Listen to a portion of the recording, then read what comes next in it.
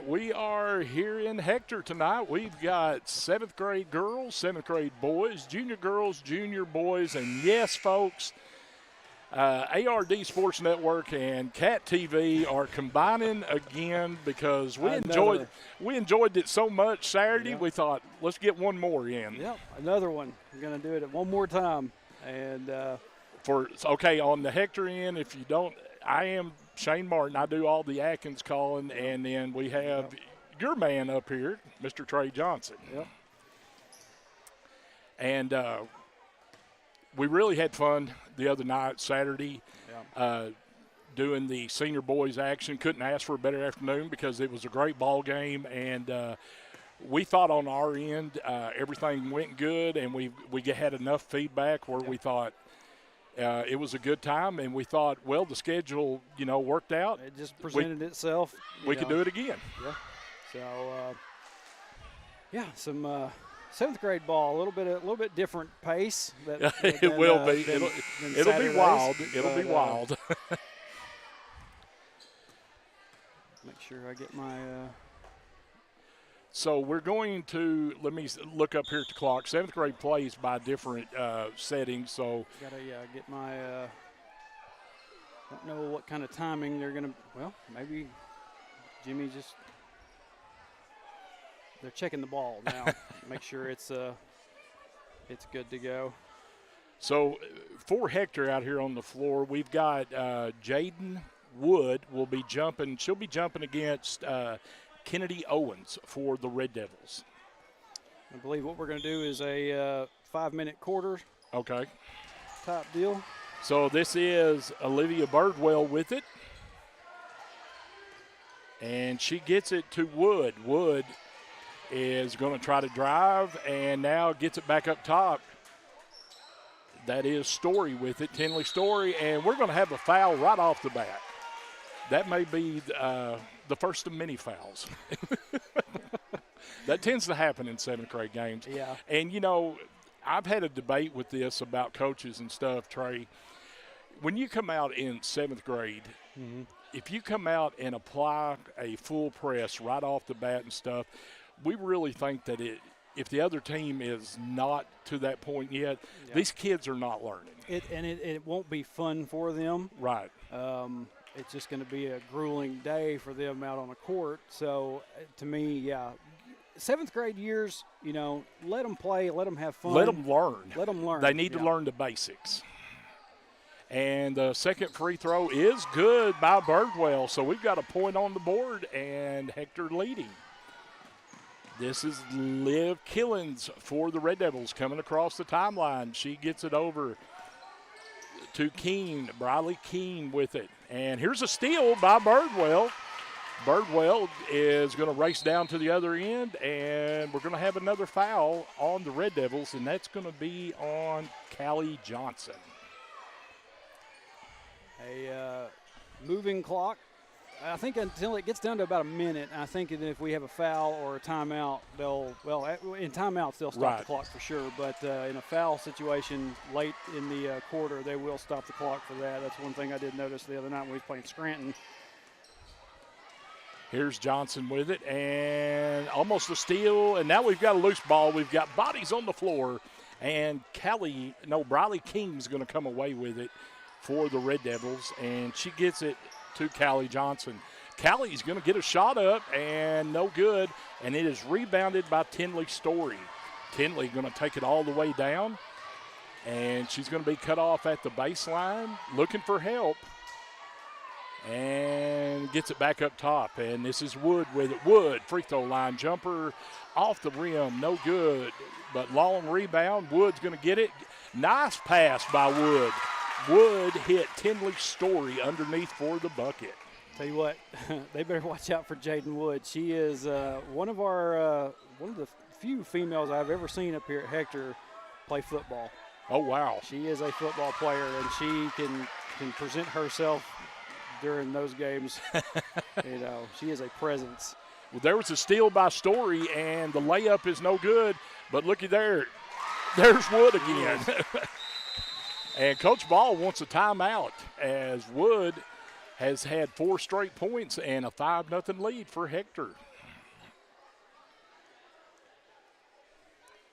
Well, you know, it's going back to what we were talking about. When you are in the 7th grade, you need to learn the basics. Not now that goes.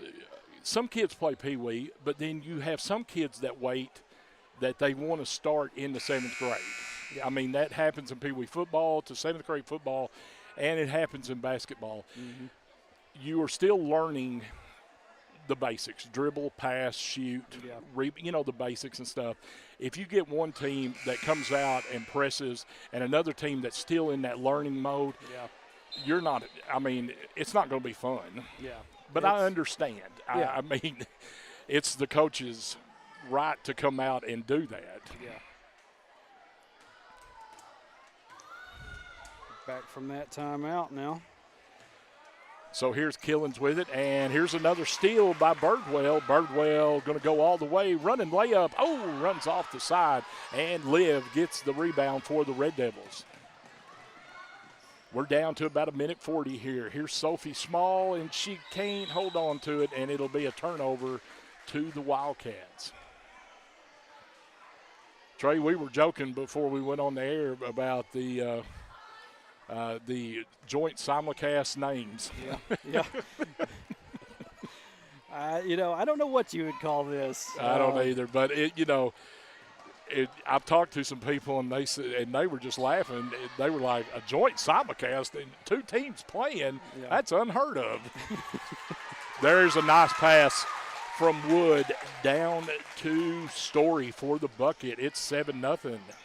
Wildcats. I can tell you, Shane, just like I said, we played Scranton here the other night, 7th grade and junior high teams, and Scranton is tough. I said it the other night. Scranton has so much more time to get out there and play basketball than some of these football schools do. And, you know, those girls were pretty wore out by the time that one was done. And, yeah, it's a different league there. Yeah. There's a steal by Birdwell. Birdwell's layup is good. It is 9-0, and we're down to 20 seconds left here in the first quarter. And, Trey, it's pretty much been the Wood-Birdwell show. Pretty much so far.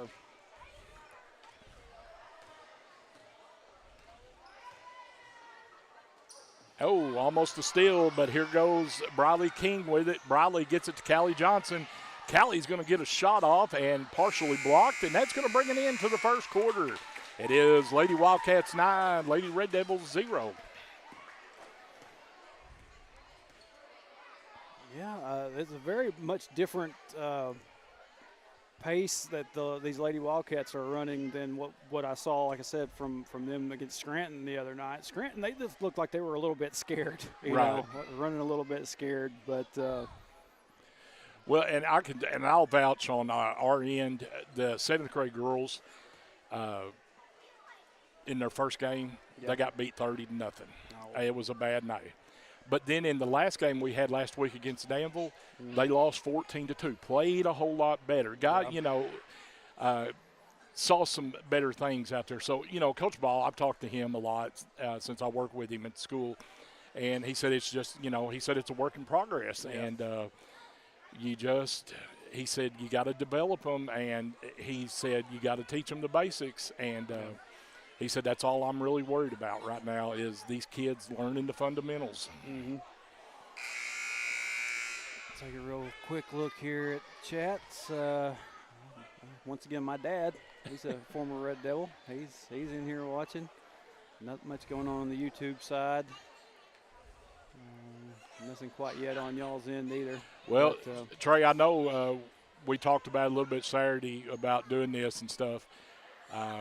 We're expecting to see a pretty good junior boys game as our nightcap here tonight. Junior boys game should be about as interesting as that senior boys game. Both Saturday. teams undefeated.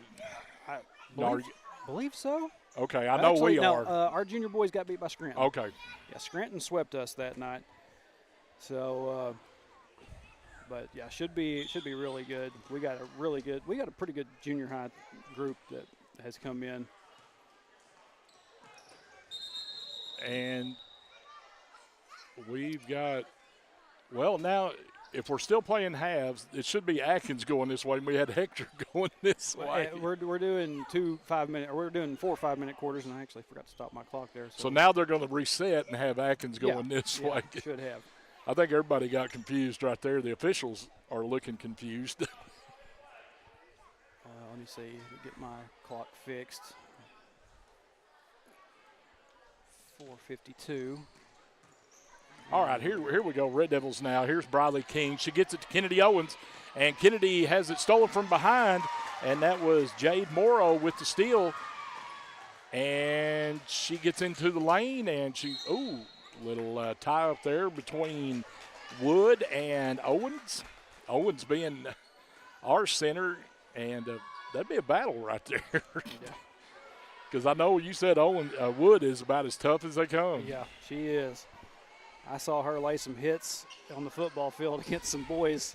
Quitman. I think the Quitman game was one I thought was funniest, but she laid some hits on them guys out there on the football field at times. Well, there's a bank shot by Wood, and she makes it 11-0. And here's Briley King getting to the baseline. Briley's got a wide open shot, and Atkins is on the board. Briley King with the bucket. See if I can get that real quick replay in.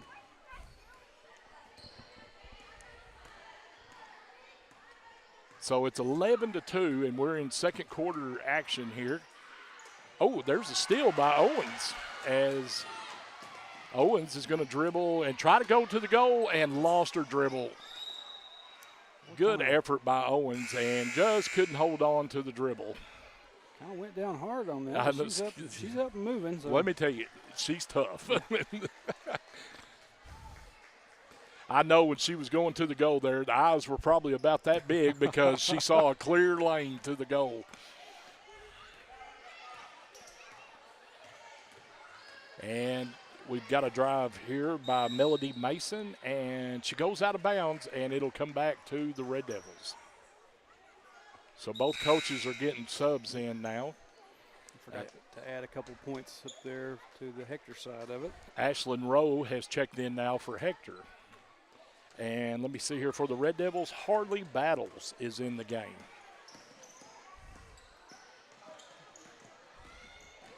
See, like, the reason, if anybody out there is wondering, the reason why I like hearing Shane call ball games is that, I don't typically do very much calling for 7th grade. We just let the camera run and keep track of the score. But Shane puts as much heart and effort into 7th grade ball as he does everything else. So that's, I appreciate that. This is Briley King, and there's a steal by Olivia Birdwell. Birdwell's got a clear lane. Oh, shot the layup a little too hard. Birdwell's had a lot of steals here in the first half. And here comes Briley King with it, and Birdwell picks that pocket. Birdwell going to make it to the right side this time. Layup, no good, but here's the follow-up. No, couldn't get it to fall. And Harley Battles, well, they're battling for it. That's one thing. And, kind of just bobbling it around back and forth down there. We've got a case of hot potato going on, and it goes out of bounds, and then we've got mass substitutions coming in now. And trying to see where – okay, did they call jump ball? Not real sure. Well, I saw our official hold his thumbs up, but I mean, we're just killing time. I know. Basically.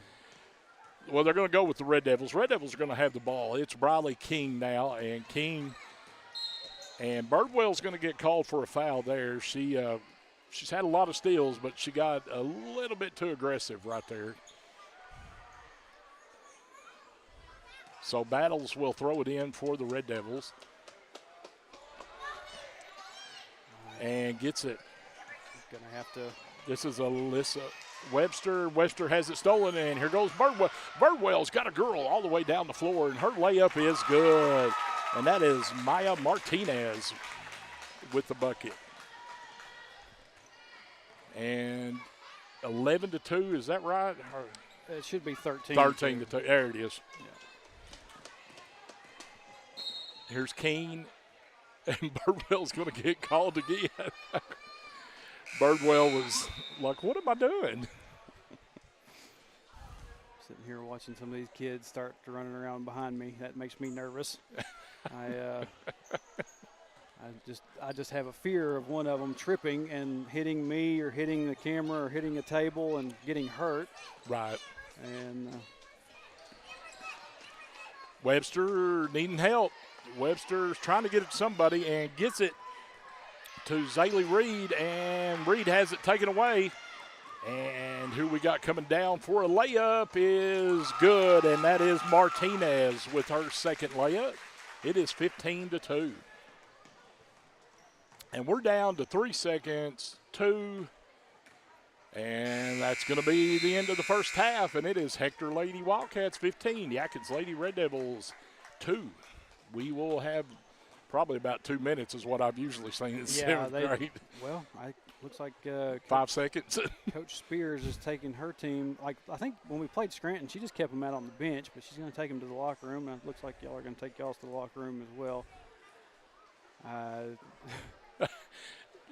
Jimmy's not giving them much time tonight. We've had so many different changes to the way clock has to be, or the scoreboard has to be maintained, and this and that. These updates to, because of rule changes and whatnot. And I think we got 5 minutes. Yeah, a little bit under 5 minutes. We're gonna kick it out to a break real quick. We'll be back with you for the second half in just a few minutes.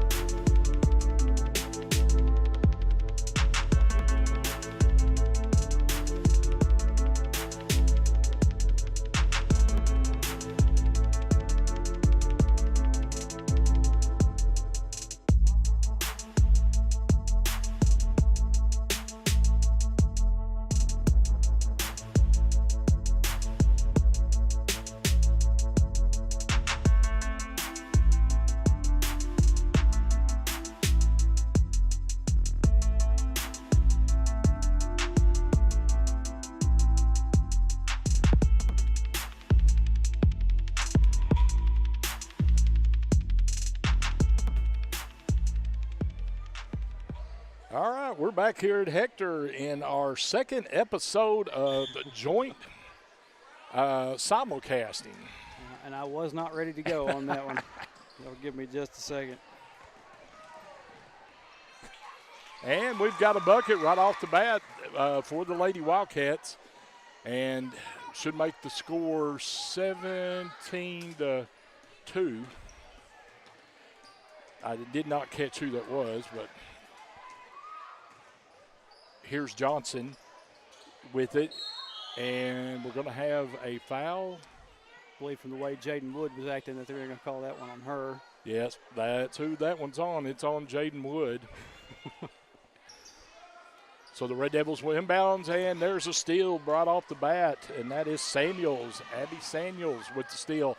Nice pass down to Wood underneath. Wood's shot was contested, and Samuels, no, Morrow comes away with it, and there's a shot from the wing by Samuels, no good. And we've got it out of bounds on the baseline, and it will go to the Lady Red Devils. We are 7th grade girls action. We will have 7th grade boys following this. And here's a steal by Birdwell. Oh, Birdwell just run into the wall. I'll tell you what, that is a good-sized girl down there that Atkins has got. Kennedy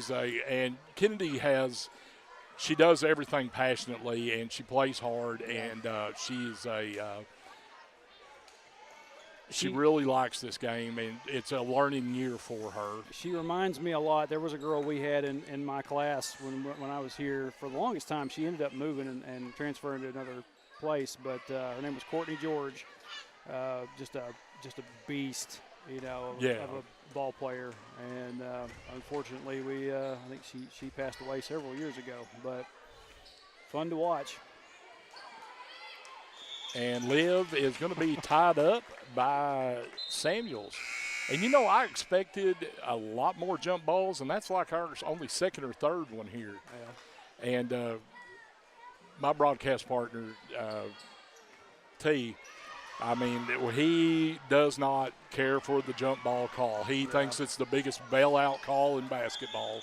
I tell you what, I wish that my board was set up so I could have 3 headsets, because I would have almost demanded that T come up and be a part of this. I call him the truth because that's all he speaks out there. Well, and that's one of the funny things. Like the Hector fans will tell me sometimes, "Go ahead, just let it fly. You tell it as like it is, or as close to like it is as you can." And there's a steal by Birdwell. She throws it out in front to Mason. Mason runs it down. Layup just a little bit too hard, and we're going to have a travel call on Birdwell. Well, he said something one night. It was like our first year. I couldn't remember. We were at Fountain Lake, and we went to a timeout, and I jerked my headset off. I said, "You can't say that." And he goes, "That's all right. Nobody's listening." Well, like me and Drake Riley, when we did that Mountainburg game up there this last football season, me and him just kind of went all at it with against Mountainburg, Right. And I was sitting there thinking, man, I wonder where the line is. I wonder where the glass ceiling is that we don't need to be crashing through, But didn't hear nothing from anybody about it. So we're going to have a foul on that exchange there. Callie Johnson's going to get called for the foul as Martinez was driving to the goal, and so it'll be inbounded underneath. We're down to a minute left here, and it's 17-2 Hector. And nice ball movement, and Wood is going to be fouled. The Hector girls whipped it around there and got Wood the pass on the block. She drew the foul. I'm just trying to let my clock. You'd called out for a minute, and I was showing 1:20 because mine got started late. Y'all have to forgive me for that. We're finally in line now. So here's Wood's free throw is good. Gets the kind roll. And Wood will get one more. 18-2, 59 seconds left here in the third. And like I said, we will have 7th grade boys, then we will have junior girls, and then our nightcap will be the junior boys contest. Yep. Fun stuff. And then we're going to kick off conference tomorrow night in senior high. We've got CAC. And we've got Western Yale at Western Yale. So. All right. Second one by Wood is good. 19-2, Hector leads. I was looking on the schedule for us, Trey, and tomorrow night's my only home game until the Christmas break. I'm on the road everywhere. Well, we've got, like I said, we got that Western Yale game tomorrow, or the 3 games at Western Yale tomorrow, and then Thursday we'll have more 7th grade and junior high ball, I believe, up here, and that's against Wonderview. And we just didn't have a whole lot of home games for the senior high this year. It just the way the scheduling panned out. Sophie Small with the shot inside. She gets her own rebound, and she goes back up. She's going to draw a foul and go to the line. So Sophie Small will get 2 free throws. Is that an SCH? Yep. Sophie Small. I would almost bet you that's probably one of my kinfolks too. Just that small name. My Uncle Lewis and I believe that's Grandpa. Yep. So I have lots of Atkins ties. Okay, it's almost scary how many I have. Sophie's first free throw is no good. She'll get 1 more. I had somebody tell me one time, the way I do everything with Atkins, that right. I probably have more purple, like a purplish tint to my blood than anything. So the Red Devils will inbound. 38 seconds left here in the third quarter. Small will throw it in. And there's a steal by Martinez. She wanted to throw the outlet pass and couldn't get the grip and traveled. Trey, like I told you before we started this broadcast, it's my first time in y'all's gym, and this is a very nice gym. Yeah. I'll tell you what, the first few years that we had it open, there was just lots of magic in that old gym of ours. And, it's just it was a different environment here to begin with. It was way more opened up. The sound would not get as loud. But there have been nights we've been up here, and it just got deafening. So there's several shot attempts there for the Lady Wildcats. It goes out of bounds with 6 seconds left, and the Wildcats will inbounds. I tell you what, when our senior girls beat Mansfield in regionals last year here, there's a bucket by Rowe. It got insanely loud. Oh, I imagine. Oh, wait, I put that on the wrong side. I'm still thinking Atkins is on this end. So that's 3 quarters in the book. It is 21-2. Hector leading. We'll have 1 more quarter of action, and then we'll have 7th grade. All my battles with Hector was in that old gym, and there were some good battles in that gym. I mean, we called it the jungle for the longest time, and I told we played 1 game up there after this one got opened up, and it was against Quitman. And they honored the 2002 squad that night, and that was a neat thing that we've talked about trying to do again, but we just don't know who we would put that matchup against. I think it'd be like to see a night where you could catch an Arkansas Baptist team that maybe wasn't doing very well, and have them come up and play 1 more game in that gym. That's somebody that y'all have got. And you saying not do so well, that's hard to find that year with them. It's very difficult to find that year with Arkansas Baptist Prep. I'll tell you this right now, calling them for the last 3 years in our conference, some of the best boys action ever. I mean, they are so well coached up there. I was down there with y'all for one of those games a couple of years ago, and that was an intense game. Well, here we go. Final quarter of action here, and it's 21-2 Hector, and here's a drive to the baseline. Cut off, and they got it inside, and it was knocked away. And here comes Briley King with it. Briley looking for help, and she gets it over. This is Callie Johnson with it. Callie gets it inside to Sophie Small. Sophie's going to let that thing fly. Oh, it falls off to the side. And here comes the Wildcats, and this is Melody Mason with it. Melody goes all the way to the baseline and chucks one up and doesn't get any iron on it. And here comes Kennedy Owens. And we're racing up and down the floor right now. Nice pass inside the Small. Small's going to go to the line for 2. So nice feed there from Owens to Small. Small will go back to the line for 2 free throws.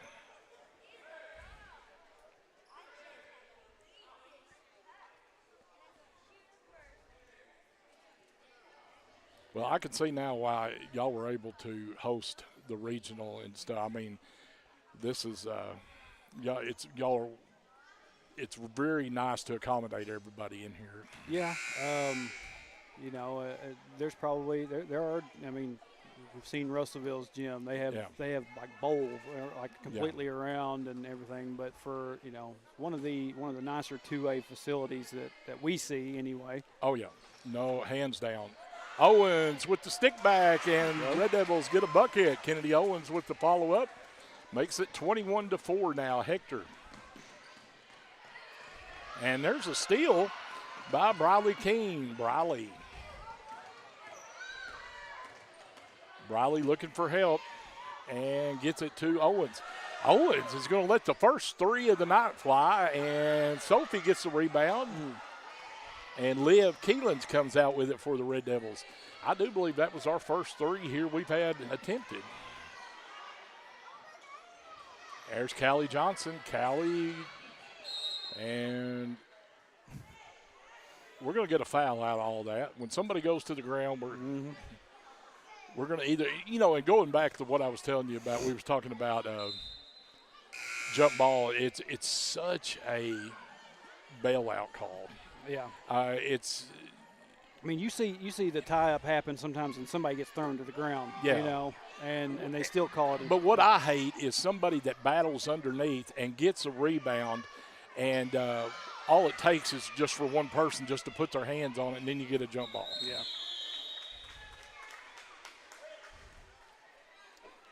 And there's speaking of jump balls, we get one, and going to be Red Devils ball. They'll throw it in. And we're under 2 minutes left in the game. Battles throws it in to Liv. Liv could not hold on to it, and here comes the Wildcats out with it. Ashlyn Rowe. Rowe all the way to the hoop. Yeah, did they get her with the travel? They're going to call a foul. They're going to get a foul out of that one. Wow. You saw the stutter step like that. Yeah, I saw the stutter step. I watch feet.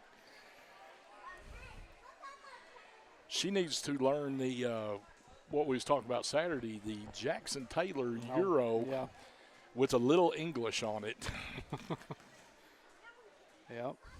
First free throw is no good by Rose. She'll get one more. Here comes more substitutions in. Red Devils, Coach Ball's trying to get everybody in here.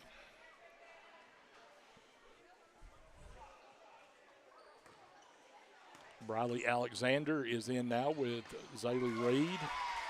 And the second free throw is good, so it's 22-4, and we're down to less than a minute. Battles, gets it to Webster, off Webster's foot, and goes out of bounds. It'll go to the Wildcats. And they're just going to keep the clock rolling. Well, nope, they're going to stop it at 40 seconds.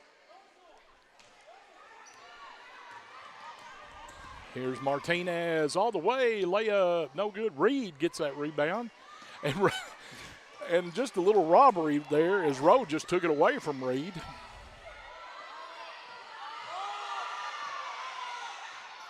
And Rowe got it again. I think the officials are like, I'm really not going to call something unless it's like really, really obvious. Just let it roll. Let's finish it out. We're down to under 10 seconds. And here's a jumper, is a little bit long there. That was Melody Mason. There's the stick back by Rowe. And our final score is going to be 24-4. This one goes to the Hector Lady Wildcats. I'll tell you what, after watching the games with Scranton the other night, I kind of wondered to myself, just kind of joking around a little bit, but do these 7th graders know what the basketball is? Oh, because I get it. It did not go just very well. But we're going to have. I'll see if I can get both squads coming out. Atkins well, actually, Hector's going to come out to the floor first.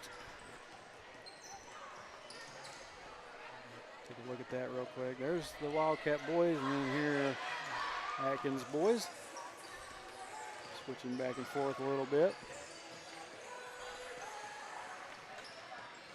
So we are going to have a 7th grade contest here, and Red Devil boys are 7th grade boys are coming off a tough one. They got handled by Danville last week. Yeah. I think the night that we played Danville, we had just junior highs and 7th grade, or junior highs and senior highs that night, and Danville was way more athletic than I was going to figure they would be. But we got a little over 5 minutes until this one starts. We're going to kick it out to a quick break, reset everything with the board, and we'll be back with you in just a few minutes on this joint production of ARD and Cat TV.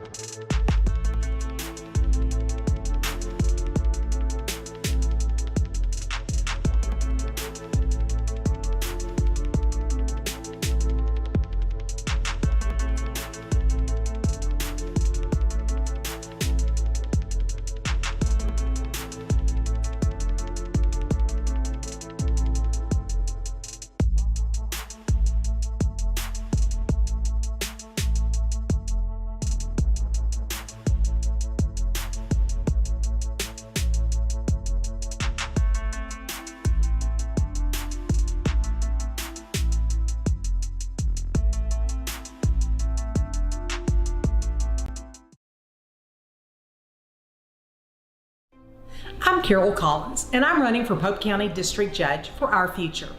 In my 25-year legal service, I've worked in law enforcement, as prosecuting attorney, as a public defender, and as a district judge. This makes me uniquely qualified. I want to make sure that my children, my grandchildren, and your family prosper and grow in Pope County. That means keeping our communities safe. That's why I'm asking for your vote for District Judge March 5th.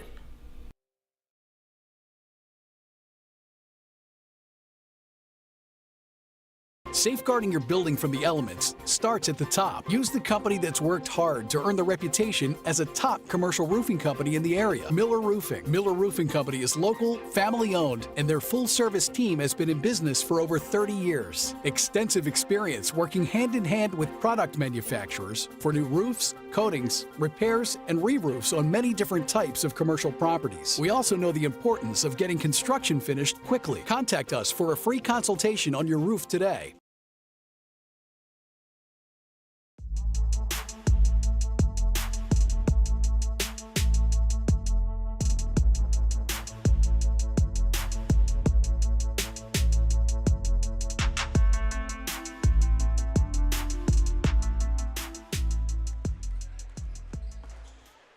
We're back here on the joint simulcast between Atkins and Hector.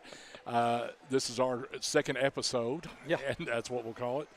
But we've had a 7th grade girls game in the book, and now we're ready for a 7th grade boys game. And anybody just tuning in, I'm Shane Martin, the man that calls Atkins action, and I'm with the man that handles Hector's action, Mr. Trey Johnson, and we're just proving our point. Two communities can come together to show basketball. And, it's, to me, that's a sign that, everybody needs to be able to get along. Right. And there's no need to be stepping on people's toes. And just have fun with it. And we have a bad jump right there as both boys missed it. It's Mason Petty, and he's jumping against Easton Pruitt. Petty's got the height advantage. And there's a jump, and he hit it really good. But there, making his first appearance is Captain Chaos, Lincoln Taylor. And Huddleston, baseline jumper there by Huddleston. Lane Huddleston gets the Red Devils on the board. This is Mason White with it for the Wildcats. Mason gets it off to Blaine Myers. Back to Mason. Now gets it down on the block, and we're going to have a travel call as Chandler Gray lost his footing underneath, and it'll come to the Red Devils. Here's Kaufman with it. Braxton coming across the timeline. Gets it to Huddleston. Huddleston over to Rustin Aiken. His 3 balls a little bit too long. Huddleston with the follow-up, no good, and Hector is going to fight with themselves, but they come away with it. Yeah. And I saw that happen a few times the other night against Scranton. Two of our Hector boys would get a hold of the ball and, think it'd be a jump ball, but one of you's got to make a decision who's going to take it.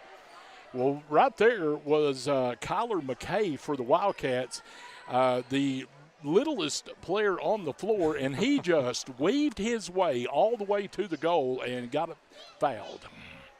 So his first free throw is no good. He'll get one more. But that was a very impressive drive as he just went in and out between everybody and got it fouled and cannot get the free throws to fall. And here comes Braxton Kaufman with it. Braxton pulls all the way down the lane, dishes off to Petty. Petty hits the bucket and will go to the line.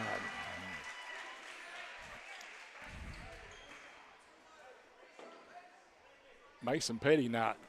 He's, unless y'all got one on the bench, Trey, he's head and shoulders above everybody out there. Yeah, that is a tall kid. He was a tailback in 7th grade football. Okay. I believe it. He is an exceptional athlete for a 7th grader. Put the Red Devils up 5-0. And here's a little press now by the Red Devils. And McKay goes all the way down the baseline, and it's going to go out of bounds, and it's going to go to the Red Devils as Chandler Gray could not hold on to the pass there. And we've got a sub coming in for Hector, and that's Short. Colin Short has come in. Yep. My cousin Christy that you met up here before we got started, that's her boy, Kellen. Okay. Here's a baseline drive there by Lincoln Taylor. And, boy, what a baseball pass down the floor to Mason White. Runs it down, baseline jumper, just off. And Rustin Aiken gets the rebound for the Red Devils, gets it off to Kaufman. Kaufman, nice pass to Petty down underneath. Petty's shot is no good, and Hector comes away with the board, but we're going to have the bailout jump ball call. And sorry, I mean, that's just you call it as you see it, man. So it's going to go to the Wildcats, and here's a little token press by the Red Devils. And there's McKay again. McKay's going to get fouled. I like watching this McKay kid go because he's fearless. He just will go all the way into the lane. He don't care how big you are. And that's going to be dribbled off the foot by Gray as he was trying to get to the baseline. We've got a minute running clock left here. Red Devils leading 5-0. Here comes Braxton Kaufman across the timeline. Braxton gets it over to Jamie DeLuel, and there's a steal by Colin Short. Colin going to pull up at the free throw line. He's going to let that thing fly, and no good, but rebounded by the Wildcats. Offensive board, they get it to Gray. Gray follow-up is no good. Long rebound, bodies on the floor, baseball pass, and there's Mason Petty going all the way and loses it, but he's going to get bailed out with a foul call. So the action's fast and furious here in this 7th grade game. 41.8 officially on the clock. Don't pay attention too much to what you see on mine because I forget to hit the button. So the Red Devils will inbounds underneath, and bad pass there, and it's stolen by Peyton Campbell. Campbell gets it to McKay. McKay, dribbled off his foot, and here comes Braxton Kaufman with it. Gets it out to DeLuel. Jamie has to run it down, and he'll pull it back out to the corner. Now he's going to let the three fly, and it's short. And here comes McKay again. McKay, he's taking on 3 Red Devils, and gets it to the corner to Short. Short back to McKay. McKay gets it inside. Now they get it down the block. Nice ball movement by the Wildcats. Couldn't get the shot to fall. And we're down to 5 seconds. Here's DeLuel. And he took the Euro and the luggage and everything and went traveling. Hey, we had a wild first quarter there. It is Red Devils 5, Wildcats 0. And they'll get ready for second quarter here.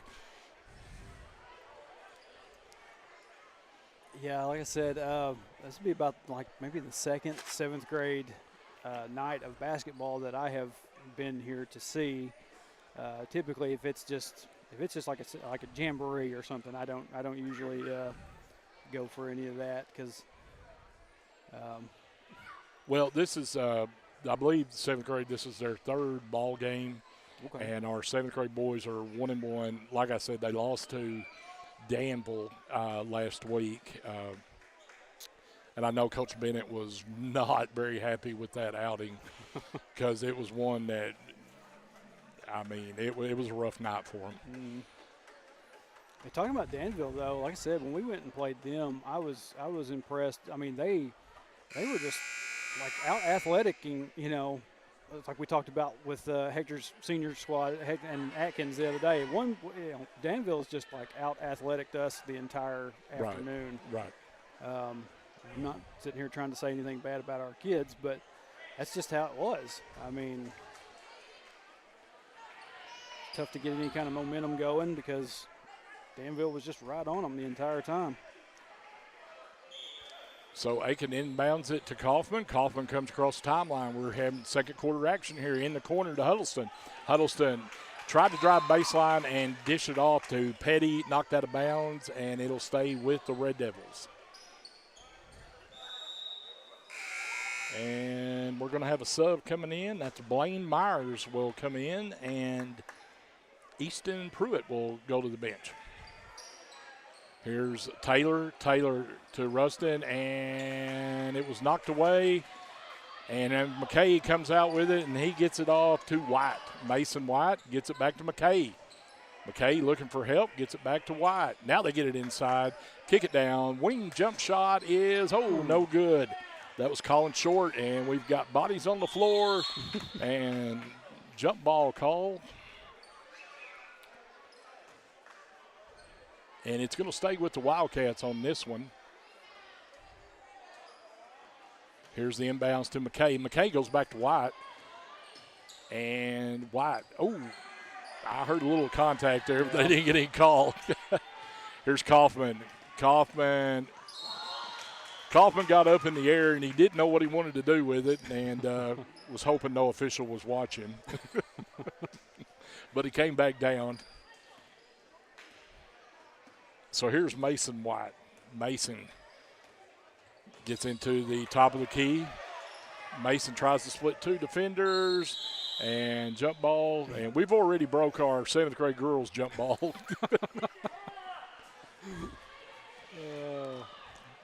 So now we're coming back, and here's Kaufman.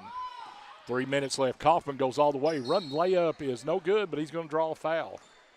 Kaufman attacking the hoop, and we'll go to the line, and let's see who that foul is going to be on. Bryson Aiken. That's going to be his first.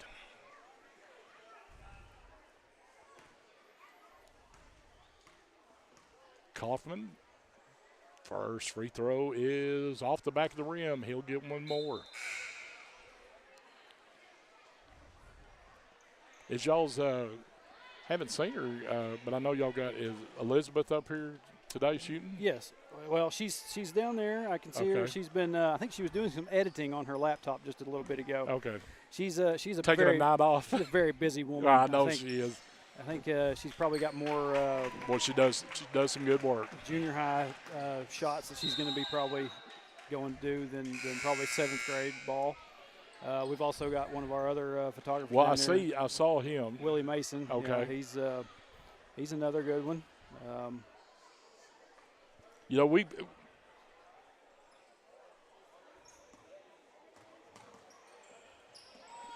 We've got some good photographers in this area. Yeah. Well, and you've got one of a common name between Hector and Atkins again, Melissa McCrotty. Right. Out there at Atkins, she's teaching that photography class, and she's had. I got a chance to work with one of y'all's kids on some Atkins stuff. Right. Tommy Peters. Right. Here's Kaufman driving all the way. Left-handed layup off the side of the rim. Petty goes up. Petty will get the bucket and go to the line. Mason Petty, he's asserting his size inside. Yeah. I mean, he jumps really well. Yeah. And, man, just his athletic ability, he's got an advantage over everybody out there. Mm-hmm. And 7-0 with the three-point attempt. No good. And Petty's going to run it down, get his own rebound, go back up. Petty said, I'll just get a 4-point play out of it. So Mason Petty asserting himself here. And it's 9-0. And, Captain Chaos gets called for the foul. That's Lincoln Taylor. And, folks, anybody knows I don't do nicknames that much, but I have to get him that because when he was in 7th grade football, made things happen. He in 7th grade basketball, when he checked into the game for the first time, he just went on a tear, and he makes a lot happen. Well, I mean, when you have the option to have these little nicknames, these little special phrases, you know, like you've had the Keister combo, you've had the what was the other connection, something. You've had a few. I've had a few, yeah. And it's fun. It makes it interesting. Well, Petty's going to get called for a foul there as he looked like he had a clean swat, but he's going to get called for the body. And first free throw is no good. That's Lane Bean at the line for the Wildcats. Wildcats just having trouble getting anything to fall. They've had some shots at it. Yeah. And that one's off. Petty stepped in too early, and he's going to give Bean one more. Lane violations, that's been something that's been kind of new. Now Petty gets that board. I've seen a lot of lane violations this year so far. Way more than I ever used to. Yeah, I don't know if it's a focal point this year. Here's Huddleston, his jumper from the corner short. Petty saves it, but here comes McKay out with it. McKay And he's going to draw the foul right there. I love it. He's got some passion. Slaps the floor. Better be careful. I've seen officials throw tees because of that. But, man, you got to love his passion. I love it, man. He will attack. I think we've got a timeout by the Wildcats. Oh, he competes. That is good stuff right there. Once again, I want to remind you, since we are doing this together, we are going with Cat TV setup. So if you're looking for 4 separate ball games on my end, it's not going to be there. It's going to be one. This is going to be one continuous stream. Yeah, that's just how I've been used to doing it. It's a difference of what each person uses, which is what works for each person, and that's how we're doing it tonight. So I want to tell you, fans, on the Atkins end, if you're looking for one of the ball games, just click on the stream and fast forward through. Yeah, it'll be there. There's McKay. McKay takes it to the hoop, and Petty swats it out of bounds, and it'll stay with Hector. But once again, that's McKay. He attacks. He don't care. And Kaufman knocks it out of bounds, and it'll stay once again with Hector. Yeah, one of my big things this year, Shane, especially with like junior high football and doing 7th grade football, was do I need to shut it off after the 7th grade game? Because usually you might have, 30 minutes to an hour, in between those games. And you hear the buzzer. My clock's finally winding it down. So that's the end of the first half, and it's Atkins 9, Hector 0. So they're going to put up 5 minutes and have a 5-minute break here. And I think with that, we're going to take a little bit of a break ourselves. So we will see y'all back here in just a few minutes for second half action.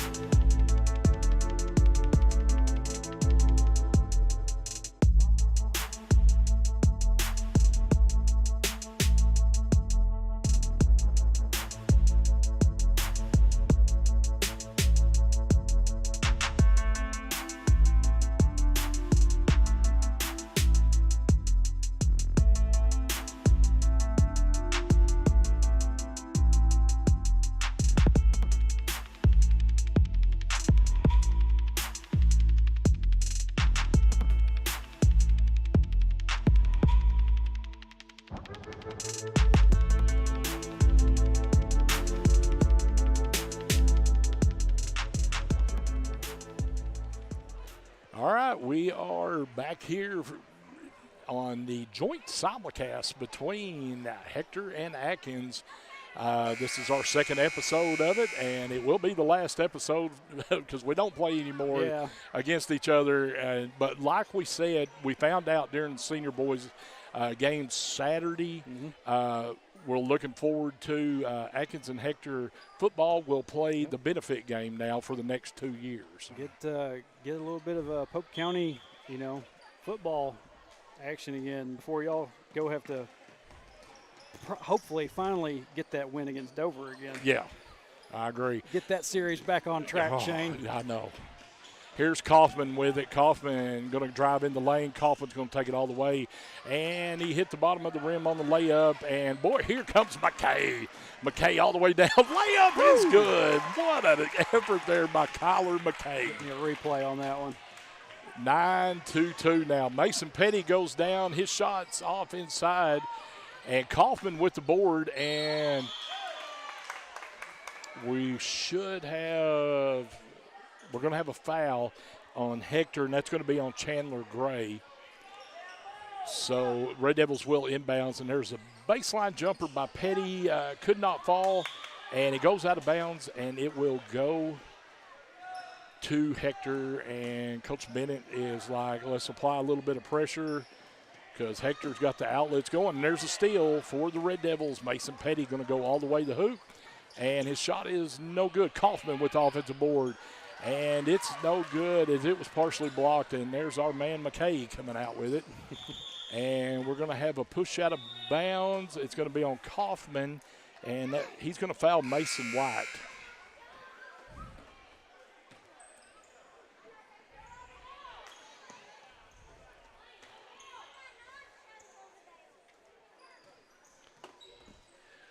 So here they get it to Blaine Myers. And McKay does it again. McKay with the runner off the board, and he makes it 9-4. And look at here, McKay's getting a steal, and he's going to be fouled. He's a little spitfire right now. He is. Coach Bennett wants a timeout. He needs to talk about McKay. So it is 9-4 with 3:02 left. As man, the little man is all over the floor. He's hit a layup and a running bank shot here in the third and got Hector on the board, and they trail by 5 now. Red Devils come out in the third here, kind of careless with it a couple of times, and have thrown it around, thrown it away. And talk about carelessly throwing it away. Coach Freeman just tossed a water bottle back towards the bench, and it went underneath the seat. He just kind of no-looked that one. Just kind of flung it. So here we go, inbounds. It will be Hector's ball. 3:02 left here in the third.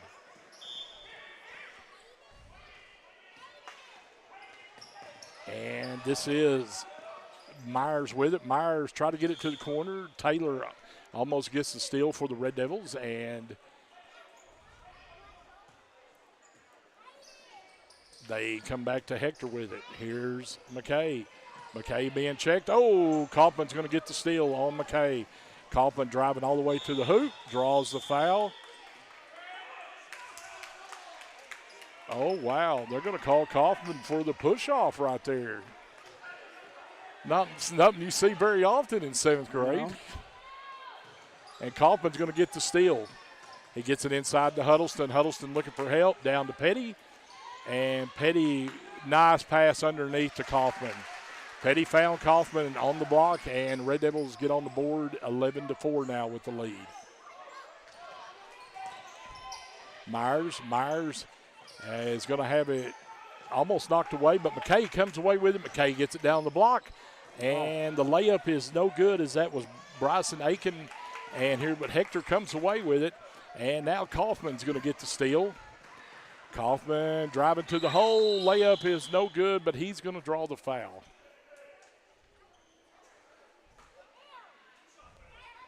So Kaufman will go to the line, and that foul is going to be on Peyton Campbell.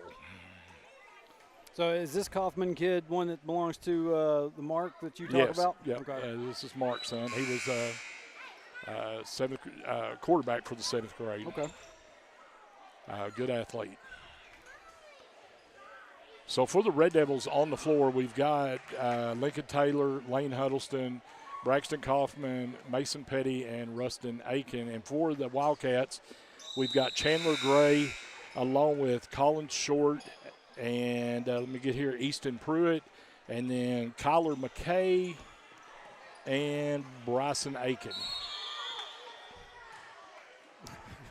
McKay popping that ball down on the floor.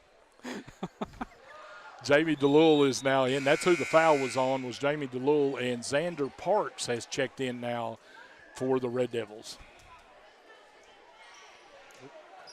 So here's the Wildcats. Oh, he lost the handle of it. Parks tried to save it, and it'll stay with Hector. 48 seconds left here.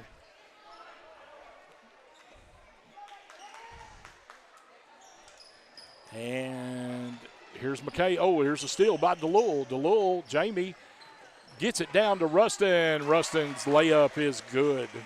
So it's 14-4 now. We're down to about 30 seconds left, and we're going to have a timeout by Coach Casey. I missed a point there for the Red Devils. Y'all forgive me for that. Coach Casey wants to talk about it for a minute. 14-4, reminding everybody we will have junior girls following this one and junior boys in the second episode of Hector and Atkins joint simulcast. That's just, I don't know why that just tickles me, just to think about, the fact that we can put this together and make it all work. Yeah, one person I was talking to at River Valley Radio, they was like, 2 announcers from each school coming together to call a game. Well, the thing that everybody needs to understand is I'm not much of a play-by-play guy. Right. I'm usually just the guy, like I have Drake do the play-by-play during football. Last year I had Dalton Day. Right. And, most of the time in basketball, I will have Mackenzie Bland up here. She calls, and because her brain just runs faster than mine does.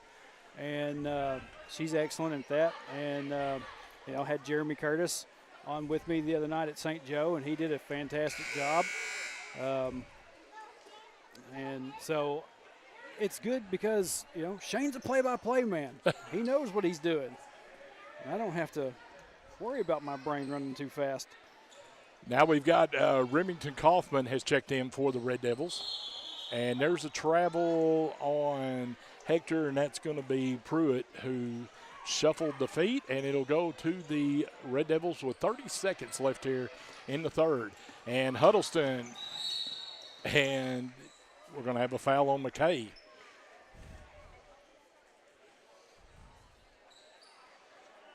And so the Red Devils will inbounds. I just love what McKay's just telling everybody where to go, too, for Hector.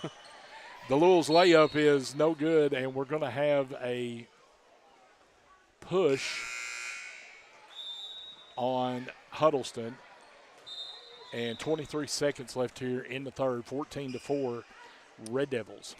We're sending them down to the other end, I guess maybe to take some shots. Oh, you mean we got to the bonus? I guess so. Wow. So that's going to put Aiken, I believe, Bryson, if he ever moves that elbow for a second. No, it's not. I'm sorry. That is Mason White. Mason White will be at the line for the Wildcats. And Mason's first free throw is no good. Rolls off to the side, and he'll get another attempt, though. I will say, Shane, that this is all assuming that my rosters are correct. Like we did have a number and stuff. Well, nobody's reached out to you to message you and telling you it's messed up. Yeah. So I'm trusting on your end on that. I'm trusting what Jimmy Stroud has on his rosters. Here's Taylor. Taylor's going to let the three fly, and it's a little bit long. DeLuel's fighting for it, but Chandler Gray comes away with it for the Wildcats. We're down to 5 seconds left. And here's White. Mason, runner at the three-point line is no good, and that's going to bring it in to the third quarter. It is 14-4. Red Devils leading the Wildcats, and we'll have one more quarter in this 7th grade battle. Whoops, I forgot to change quarters on that one. So we were in the 3rd for that. Y'all excuse me. And we will be going to the 4th now. I probably just confused everybody that whole entire quarter. They're sitting there probably saying to themselves, we just got done with half. It should be in the 3rd. Everybody makes some mistakes. It's all good. But I'm just, once again, as we talked about at Conway St. Joe in the game Saturday, I'm just glad you got all your cords. I made sure I got up here earlier today and gave myself the chance to go through, plug everything in, and make sure everything was going to go up and run like it was supposed to. And so I didn't have another incident like I did the other day. We get into the first quarter and we only got about, 2 or 3 minutes, or maybe 5. Right. We were in 5 minutes left when we first got started with that one the other night. I was amazed, though, that even though we had that issue, y'all's side of it picked up everything from where we were able to start. Okay. Mine, it took a little bit. So I was able to pull that video from y'all and put it back on ours. Okay. So, or at least our YouTube channel. So we're going to start this 4th quarter here, 14-4 Red Devils. It will be Wildcat ball, and let me see if I can get y'all who's on the floors. Red Devils have Braxton Kaufman, Remington Kaufman, Lincoln Taylor, Jamie DeLull, and Xander Parks. And for the Wildcats, we've got Kyler McKay and Peyton Campbell, Colin Short, Chandler Gray, and Bryson Aiken. So here's Kaufman with it, Remington. And almost a steal, and now we're going to – Bryson Aiken, I love that right there. It looked like he recovered a fumble on the football field. He laid on top of the ball and curled up. And he's like, somebody's going to put their hands on it and tie me up. Yep. So I imagine Coach Cooper probably like that right there. His football training paid off there. Yeah. They get it inside. We're going to have a jump ball call as Carson Vincent was tied up by Braxton Kaufman.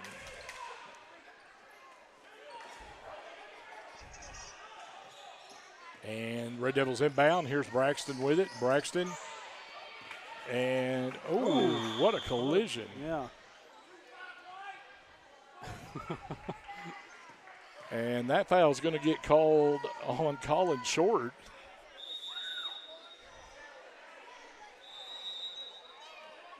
David Abels is checking in now for the Wildcats. Yeah, they had given enough time to get our guy off the floor. That was quick. Yeah, they.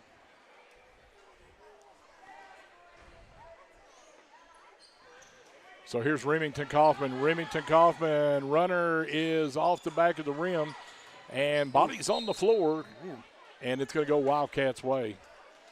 As Xander Parks and Remington took each other out.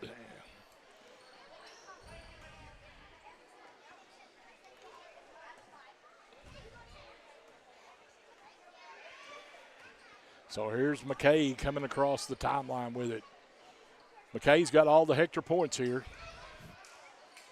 And pass goes out of bounds. It'll stay with the Wildcats.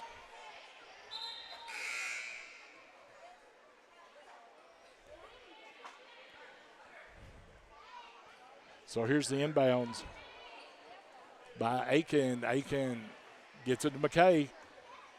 And McKay gets the pass inside to Myers. Shot is no good. And here's Lincoln Taylor with it. Lincoln off and running. Lincoln all the way down. Layup is good. Coast to coast by Lincoln Taylor. Lincoln's got a lot of family up here tonight. Yeah. As we'll have several Taylors playing tonight. Yeah. Here's McKay. McKay's going to let that three. Oh, my word. McKay buries the three, 16-7. McKay with all 7. Here's DeLull, Jamie. Oh, we got a collision, and that foul's going to be on Abels.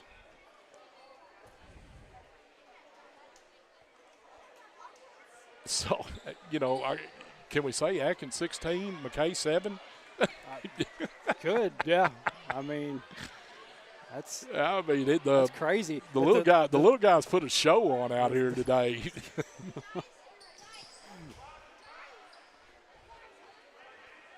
And we've got mass substitutions, and I know the Red Devils have got a whole fresh 5 here. And that is, let me get my numbers here. Camden Watson is going to be inbounding for the Red Devils. He gets it into Brylan Keeling, and Keeling is going to lose it to Carson Vincent. And then here comes McKay out with it. McKay gets it to Vincent. And we're going to have jump ball with 55 seconds left, and it'll go to the Wildcats. Getting inundated in the Facebook chat with spam, and I just have not had a chance to go through there and get all that out. But looks like from what I can see, we get some pretty good feedback on this again today. I'm glad to see that.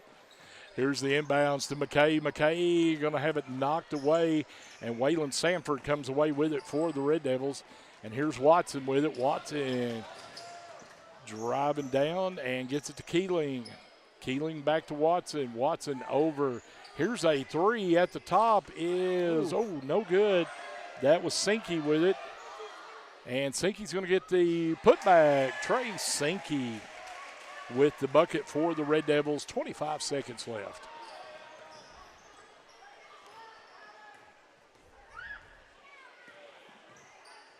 And shot is no good. And here comes Watson with it. Watson, we're going to get called for a travel.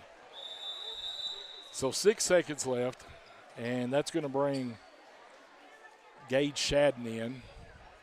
Watson's like, I worked all that hard to get all the way down the floor, and you're going to call me for a step. We're down to 5 seconds, and here goes McKay. Well, McKay, gets the pass off. And a little bit of a stutter he there. He tried to stop. 0.8 left. 18-7, Red Devils lead. I think, they let it go. Just went ahead and ran the clock. So this one's going to go the Red Devils 18-7, and folks, we're going to have a junior girls contest coming up.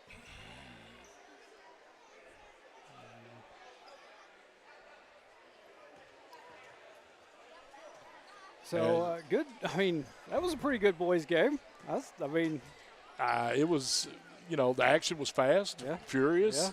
Yeah. We had bodies all over the floor. Had some, tremendous shots made and stuff. And I'm going to tip my hat to McKay. The little man I'm a fan of. I've become a fan of Kyler McKay because he showed no intimidation at all out there. He will mix it up with anybody. Yeah. But this one is going to go to the Red Devils. So 7th grade splits, 1-1. 1-1. See, I'm trying to make sure I see if Atkins is going to come out first on this one.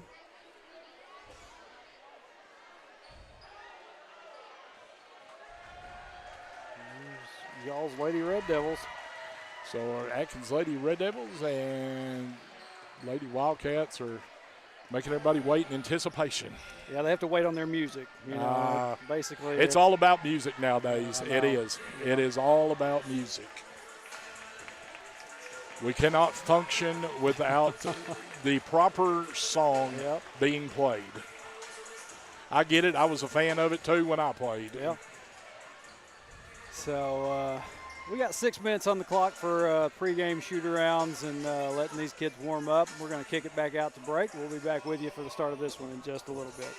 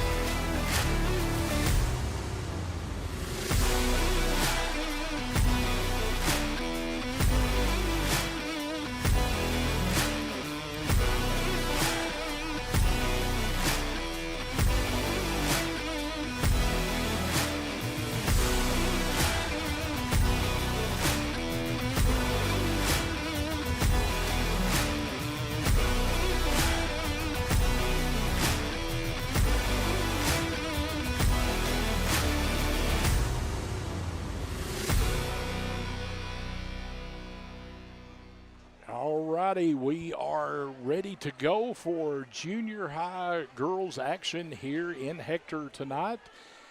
And we're getting people lined up because now we will do the national anthem, pledge, and stuff like that. Good evening, ladies and gentlemen. Welcome to Hector High School, home of the Wildcats. This contest features the visiting Atkins Junior Lady So Red I'm going to be quiet for a second and let this take place. If I could get everybody to please rise for the Pledge of Allegiance, followed by the national anthem, sang by Gabrielle Biggers and Faith McElhaney. I pledge allegiance to the flag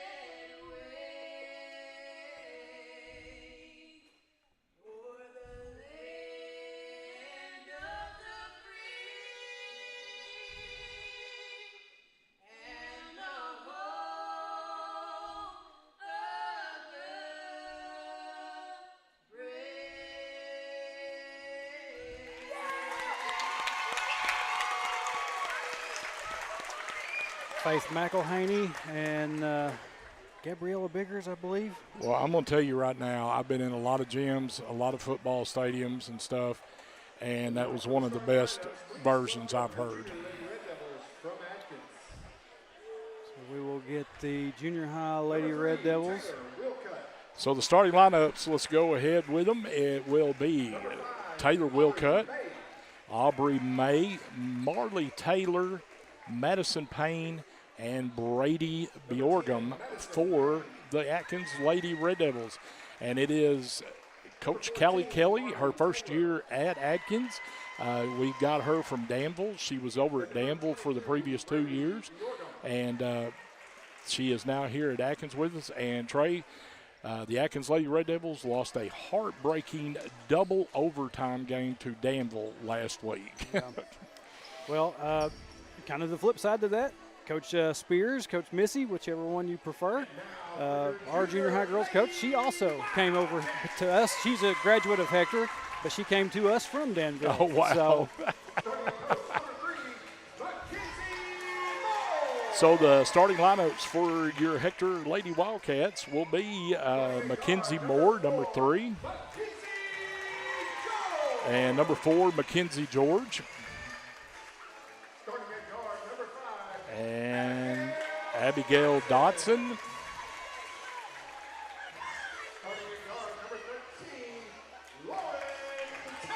Lauren Taylor. There's Lauren Taylor. And Addison Campbell. And like you said, the head coach is Deanna Spears. And going back to the Taylor connection here tonight, you know Ira and Joe, Chris, Mark, and their parents.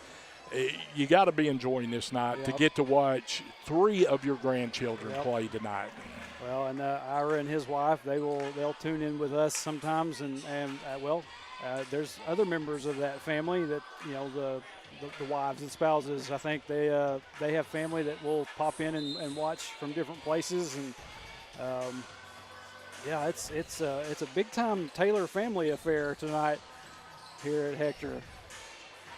So it's going to be Mackenzie George jumping against Aubrey May. And we are just about ready to tip this thing off for junior girls action. And this tip is going to be controlled by the Wildcats, and Taylor's going to attack quickly. Layup is good. Lauren Taylor gets Hector on the board quick.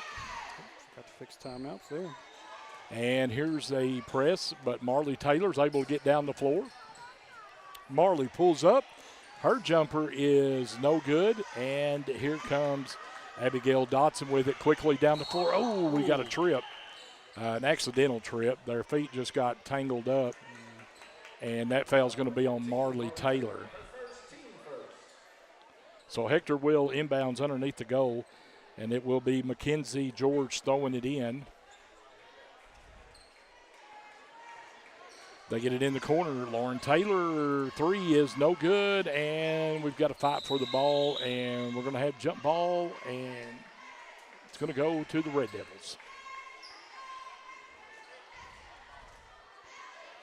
So this will be fun to watch Lauren and Marley play each other. Yeah, at one point. Baseball pass down the floor, and Taylor, wow, she did everything, but now she got control of it. She kicked it. Oh, there was a wide open Madison Payne, but they did not see her. But now she has it. Marley has it up top. Now she gets it to Madison. Madison, and here's the weave, and Wildcat comes away with it. Brady Bjorgum, baseline jumper is no good, and that is Abigail Dotson pulling down the board for the Lady Wildcats, and she's going to go all the way to the baseline, loses it out of bounds, and it'll go back to the Lady Red Devils.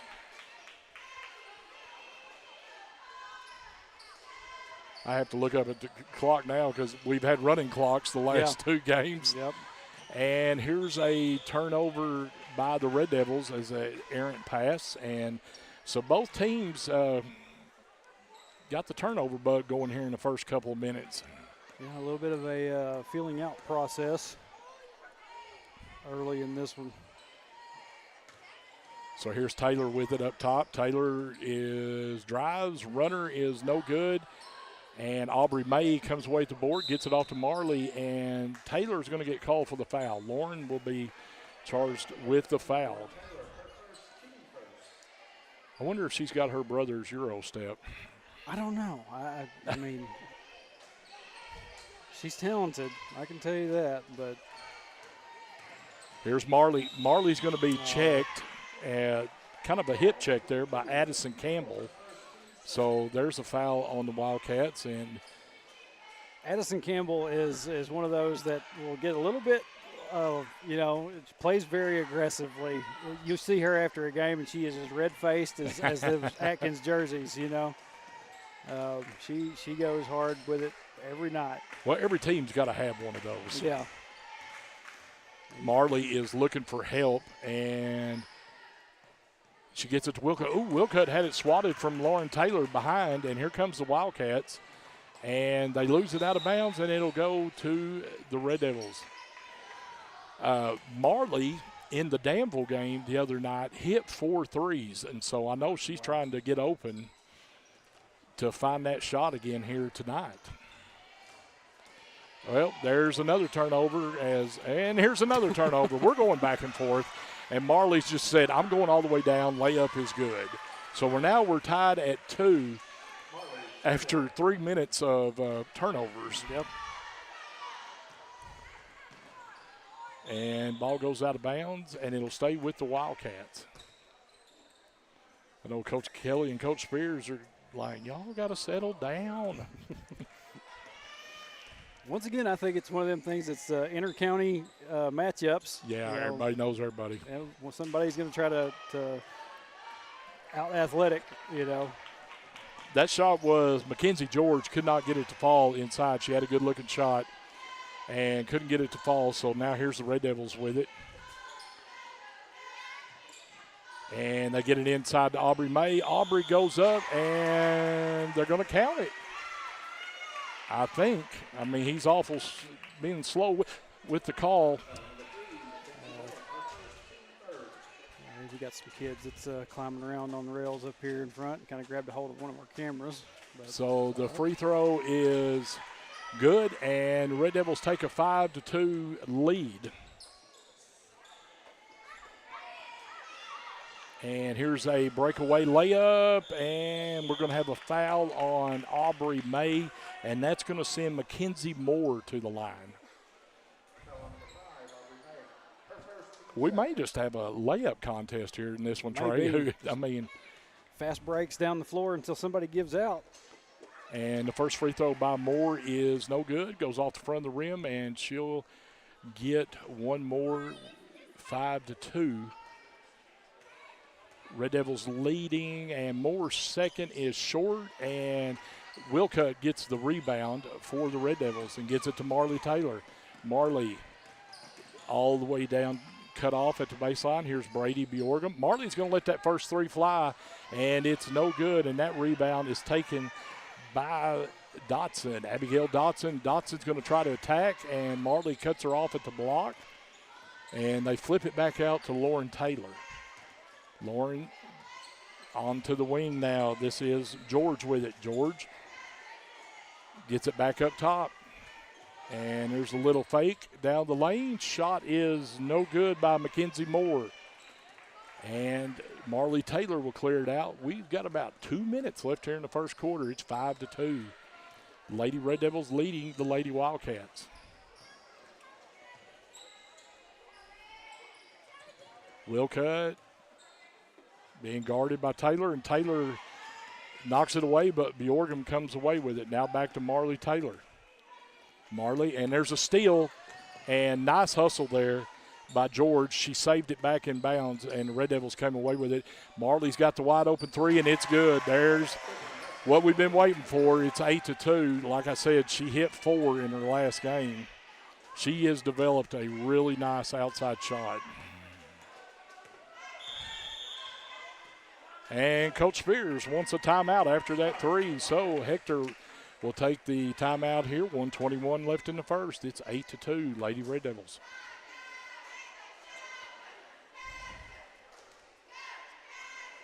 This Wildcat that y'all have, that would that be a sister to Raina from the senior high squad? Oh, it's not? Nope. Okay. Nope, not connected. Well, it's, I mean, there's people I've heard, there's Johnsons that are around here in this different area. People ask me at times, are you related to that person? No, I'm not. It's always weird, some people out there knows my actual legal name as far as all that goes, and I share that with my dad, my gramps, and then there was a Elmer Dean Johnson that lived on Pea Ridge. They used to ask me, are you related to him? No, I'm not. I'm a different section. George has it, gets it inside to Dotson. Dotson has it knocked away, but Taylor runs it down as we are at the 1 minute mark here in the first. And Taylor feeds inside, and here's the Dotson with it. Dotson's runner is no good, and Marley Taylor comes away with it. Taylor going to try to go coast to coast and drives. Shot is no good, and we're going to have a block called on Mackenzie Moore. So we've got 43 seconds left here in the first quarter. And Marley's first free throw is good. She has 9. Trey, I love going to the gyms, and I mean, we don't have it at Atkins, but the scoreboards with everybody's point total up there makes life so much easier for a broadcaster. Yeah, it does. Me and Mackenzie Bland, when we're calling games up here, we look to that, and it gives us the information that we need. Well, it's one less thing you have to keep up with. And there's a nice outlet pass, and that is Natalie Brock with the bucket. It is 10-4 now. Quickly down the floors, the Red Devils. Aubrey May gets it to Wildcat. Wildcat jumper from the wing, a little bit too strong. Run down by Madison Payne. Payne trying to get help. and Hector's going to come away with it. That is George. George gets it off to Taylor. She's got 10 seconds. George. And, she stepped on it. I just saw it too. Yep. She stepped on that midcourt line. She gets called for the backcourt. So the Red Devils will have 5 seconds left to get a shot off. Drive. Marley lets it fly a little bit too hard, and that's going to bring the end to the first quarter here in Hector. The Atkins Lady Red Devils leading 10-4. Pretty good game so far. Hector's. Well, they kind of, if you notice, Trey, they kind of settled down after the first 3 minutes was like turnovers, baseball passes, let's fly up and down the court. But then both teams have kind of found a niche. Yeah. And so they've got it kind of settled.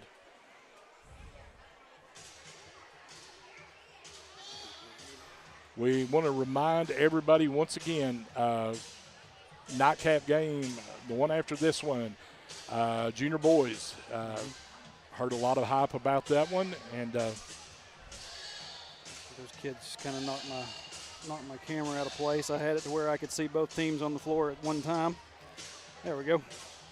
We're expecting a good one on our nightcap. A couple of talented junior high boys squads. Like I said, Hector's the other night was not able to get the win against Scranton, but Scranton, those teams, like I said, Shane, those guys are tough. There's, I think I told you, like when we played Palestine Wheatley, I told you, I said, if y'all ever get a chance to go play Palestine Wheatley, go play them.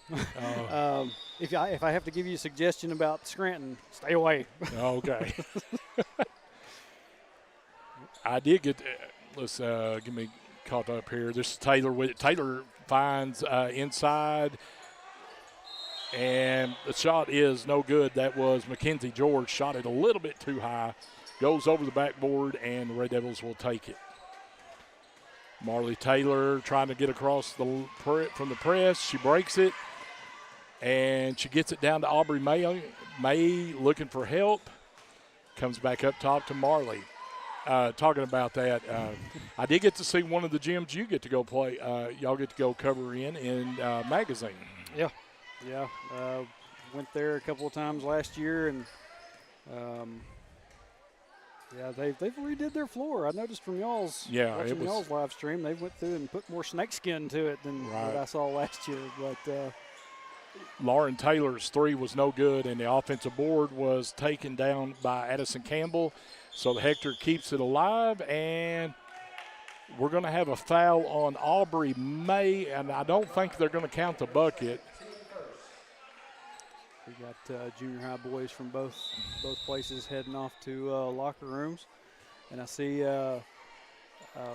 Winston Hull down there, and looks like who's that? Is that Sims behind him? Yeah.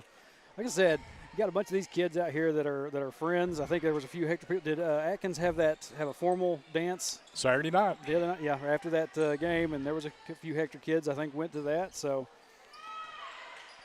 there's a block shot inside, and Dotson still come away with the offensive board. There's a deep three by Hector. It's no good by Mackenzie George, and Hadley Coburn has checked in now for the Lady Red Devils.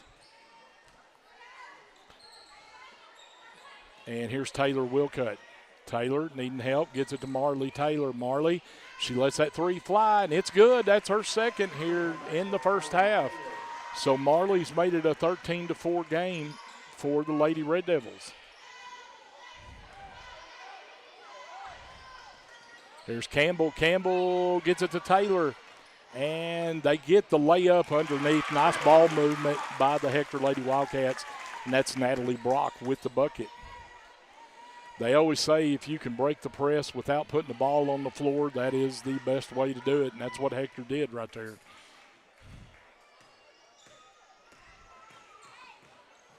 Marley cut off, gets it to Madison Payne. Madison gets it to Hadley Coburn, and Marley comes over to Taylor.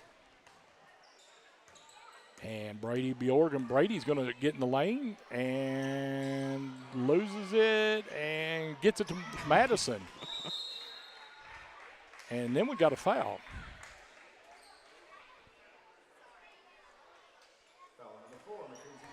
That's Mackenzie George that picked up the foul. 13-6 is our score, and 3:33 left here in the first half, and Serena Myers is checking in now. They get it in to Colburn. Colburn's shot blocked by Taylor, and Brady Bjorgum comes away with it. Here's Marley. She's going to let it fly again, and it went in and out. And it'll go to Hector. They're going to say it's going to stay with the Red Devils. I thought he said white at first, but it's going to stay with the Red Devils. So Brady Bjorgum gets it to Wildcat. Wildcat back up to Taylor. Taylor wide open at the top. That's 3. So that's 7 in the last 2 games, and that's pretty good for a junior high. Yeah. 16-6 now. They get it inside and take it away by Hadley Colburn. That was Serena Myers who had it taken away by Colburn. And we're under 3 minutes now left here in the first half. And Taylor loses the dribble out of bounds, and it'll go to the Wildcats. You look at for the individual points over there, it's Taylor's got 13 of the 16. Yep. There's a nice dump down to Campbell, and Campbell lost it out of bounds, and it'll go to the Red Devils. She kind of took the frustrations out on that swat back in. There's a baseball pass down to Madison Payne. Payne gets it over to Brady Bjorgum. Here's Wildcat. Now Marley drives. Runner in the lane is no good, and that is rebounded by Natalie Brock. Brock gets it off to Taylor. They get it inside to Campbell. Campbell dumped down to George, and here's Taylor cut off. George has it now at the top of the key. Resets. Myers cross court. Taylor shot from the wing, no good. Campbell fighting for it, and it comes away to the Wildcats. George thought about it for a she second. did. Taylor with the runner, and no good, and Brady Bjorgum comes out with the ball and gets it to Marley as we're down to 1.5 minutes left here in the first half, and it is Atkins 16, Hector 6. Madison Payne, Taylor Wildcat now. Red Devils running their weave offense. Here's Madison. Madison gets it to Wildcat. Now to Hadley Colburn. Here's Taylor. Taylor's going to get called for travel. A little bit of a stutter there. She looked like she was going to go for the up and under, and gets called for the stutter. 1:11 left here, 16-6.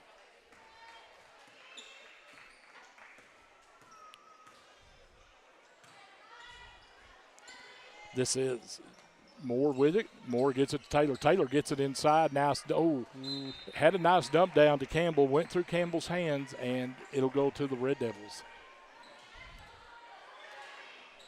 So we've got 56 seconds left here in this first half.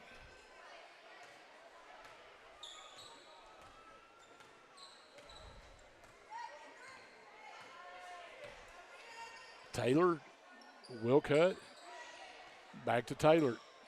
Taylor penetrates, free throw line jump shot off the back of the rim. Campbell with the board. Campbell going to dribble out. Couldn't find anybody to help. Now she gets it to Taylor. Taylor. Lauren. Just kind of ran into a wall. Hadley Colburn. And Hadley's going to get called. They're going to call Taylor Wildcat for the foul. 27 seconds left, so Hector inbounds, and here's a three in the corner, a little bit too long there by George, and Red Devils and Wildcats are going to fight for it. We're going to have the jump ball call.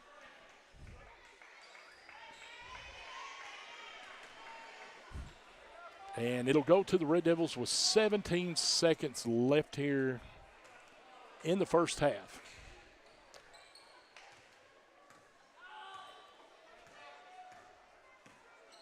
Taylor Down to 5 seconds. Taylor trying to get a screen up top. Taylor, step back, 3, in and out. Man. Wow. But that's going to bring an end to the first half here in the junior girls contest. It is Atkins 16, Hector 6. Teams are going to head off to the locker rooms. Lady Wildcat's going to have to make a few adjustments, and well, they're going to have to find Marley. yeah, they're going to have to get to her. She's proven that she can be. See, and Lauren Taylor is almost the same way. She can get on a hot streak sometimes and do some damage, but just have to see if they can make these adjustments. And well, Marley, you know, I'm going back to her previous game. She had 4, and she's got 3 here in the first half. So, you know, that's a pretty good stretch for a junior high to have 7 threes. Got about 5.5 minutes of halftime, and I don't see any cheerleaders coming out for any routines. Well, there's ours. I don't think they're moving. So we're going to kick it out to break. We'll be back with you in just a little bit for the second half.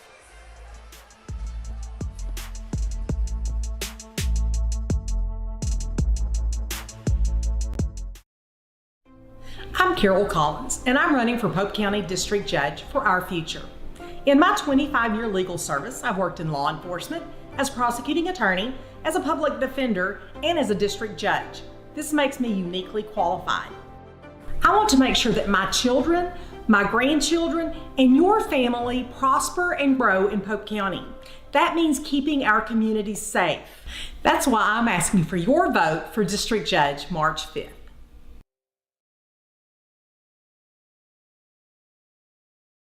Safeguarding your building from the elements starts at the top. Use the company that's worked hard to earn the reputation as a top commercial roofing company in the area, Miller Roofing. Miller Roofing Company is local, family-owned, and their full-service team has been in business for over 30 years. Extensive experience working hand-in-hand with product manufacturers for new roofs, coatings, repairs, and re-roofs on many different types of commercial properties. We also know the importance of getting construction finished quickly. Contact us for a free consultation on your roof today.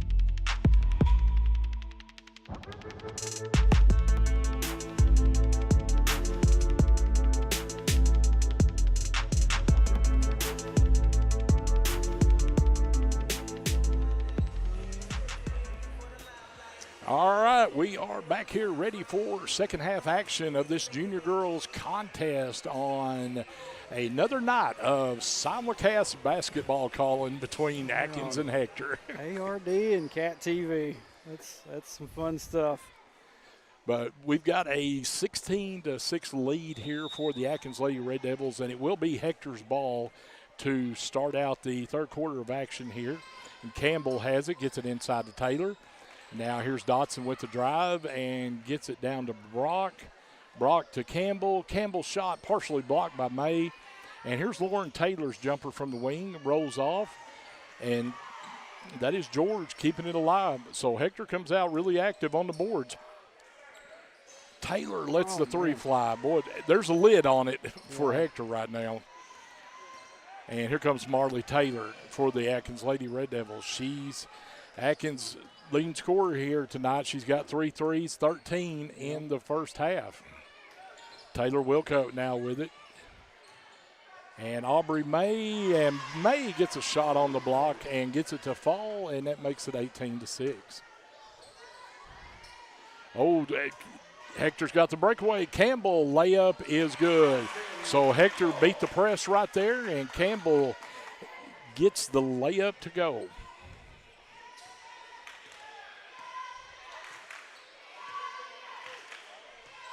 Marley going to take her time walking across the timeline. Gets it to Madison Payne. Madison looking for May on the block. Couldn't get her. Taylor Wildcat with it now. Marley thought about it, but she goes back to Taylor. Now here's Marley on the wing with it. And look who's guarding Marley now. We got Taylor on Taylor. I remember back in the days when I'd be playing like little kid baseball. My cousin Caleb over at Dover. Oh, we got a charge. You know, anytime that if it ever came down to a situation where my team and his team would ever play, and it didn't happen but once, maybe like once or twice, but it was always one of them. Well, looky here. There's another breakaway. Oh, Hector Taylor shot it too hard and goes out of bounds. It'll stay with the Wildcats, though. I just hope, you know, with the holiday season and Christmas coming around the corner, this don't lead to a fight at Grandma's house between the Taylors. Oh, man. Here's Lauren. She gets it in the corner now. They lob it inside for Campbell, and Hadley Colburn knocks it away, and Marley Taylor will come out with it.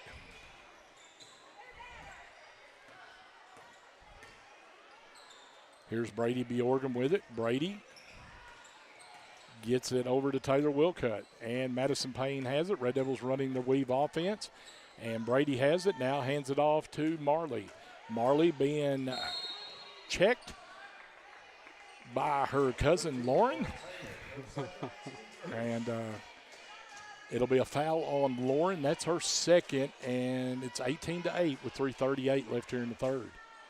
They lob it inside. Hadley Colburn shot is no good, and we're going to get a walk call right there, even though Brady Bjorgum kind of body checked Campbell. Campbell just got a hold of it and then went backwards. I mean, enough movement there. So Colburn gets the shot off and kind of wide, and here comes Hector. They've been running here in this third quarter, and Lauren gets it down on the block, and her layup is good. So it's 18-10 now, and Hector's kind of found a weakness right now on the Lady Red Devils, and they're running the fast break. So here's Marley. Marley's got a lane to the goal. Swatted out by Mackenzie George. I thought Marley had the layup, and George come from out of nowhere. And there's a bucket by Abigail Dotson, and Coach Kelly said, I need a timeout as Hector has cut this down to a 6-point deficit. So this third quarter here, Trey, has come out to be very interesting now. Yeah. As you could see, Hector's what they're adjusted to now is, hey, I think we can run on the Red Devils, and they've got some fast break buckets here in this quarter.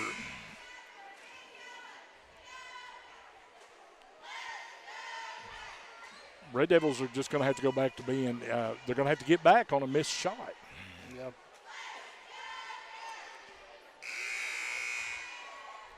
One of the things, we've seen here is that these coaches can make adjustments on the fly. They can get their kids in line and tell them, we need to do this, we need to do, we need to change this up. And I'm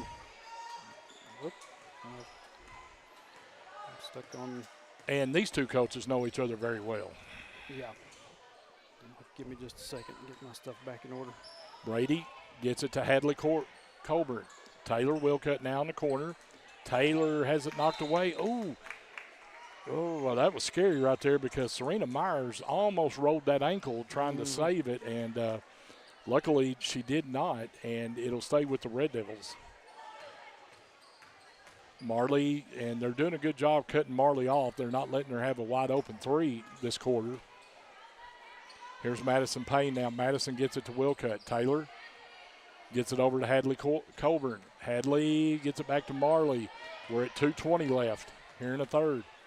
Madison, and here's a steal. And it's all the way down. Layup is good. That's Abigail Dotson, and it is a 4-point lead now for the Red Devils. And there's a turnover on the Lady Red Devils, and it goes to Hector. So, Trey, this thing's going to get interesting. Yeah. Lady Cats are picking it up a little bit. They have come out with way more intensity here in this third quarter. I've seen it happen before. They sometimes start out the game a little bit flat, and sometimes they just need to go into the halftime and get a little bit of a chewing job from their coach and get them back on track. We had Campbell go to the ground, and Lauren Taylor tripped over but got the shot off, and they're going to have a foul on, I believe that foul is going to be on Hadley Colburn. It is. So now we're going to have Kennedy Barton check in now for Colburn.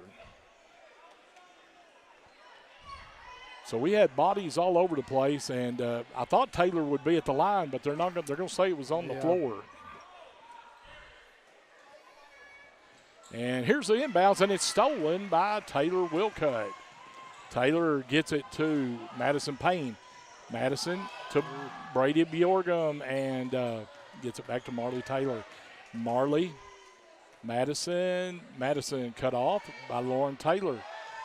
Needs help, gets it to Marley. Marley, she lets that three fly, and it's off the front of the rim. That was her first attempt this quarter with 1:20 left. And Lauren's going to go all the way to the hoop, and her shot is no good, and it's going to stay with Hector at 1:13 left, 18-14 now. Hector has cut this thing to 4 as we get close to the 1 minute mark. Serena Myers now gets it down, and that's Dotson, and Dotson hits the bucket, and it's 18-16. And there's almost a steal by Myers. It'll stay with the Red Devils. Here's Taylor Wildcat now. Taylor to Madison Payne, goes out of bounds. It'll stay with the Red Devils. And got a little bit of a groan going from the Hector side. We're going to have a little talk, and I think this one's getting reversed. Yep.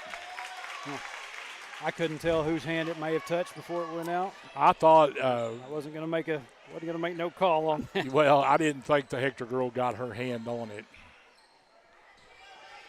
from the angle we had. Here's Campbell. Campbell goes in, and Campbell's going to draw the foul. And Trey, 38 seconds left here in the third. Hector has a chance to tie this up, and they were down 10 at the half.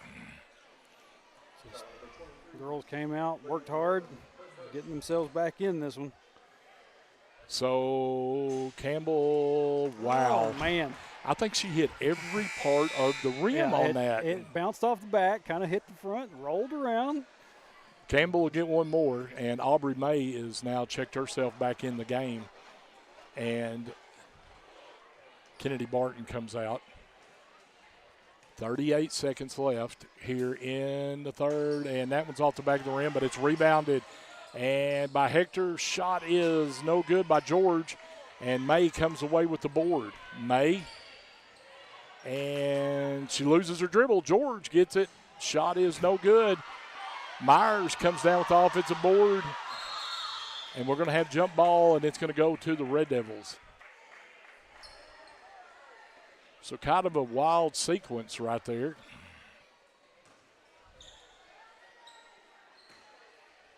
Oh, speaking of that Atkins fan we've been looking for, there she is. I see Miss Nikki Horn. Oh, do you? Yep, she's here. Here's Taylor Wildcat now. We're down to 10 seconds here, and that goes out of bounds and should stay with the Red Devils as Lauren Taylor knocked it out. 7 seconds left here in the third. And May has it. May gets it to Marley. We're down to 5 seconds. Marley, and she heaves a three, and it is no good.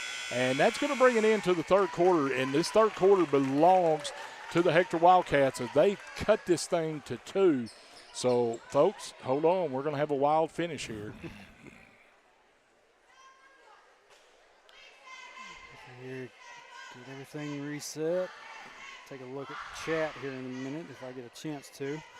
Well, like I said, not a whole lot been going on over on the YouTube side of things, but we are able to get it all out to everybody.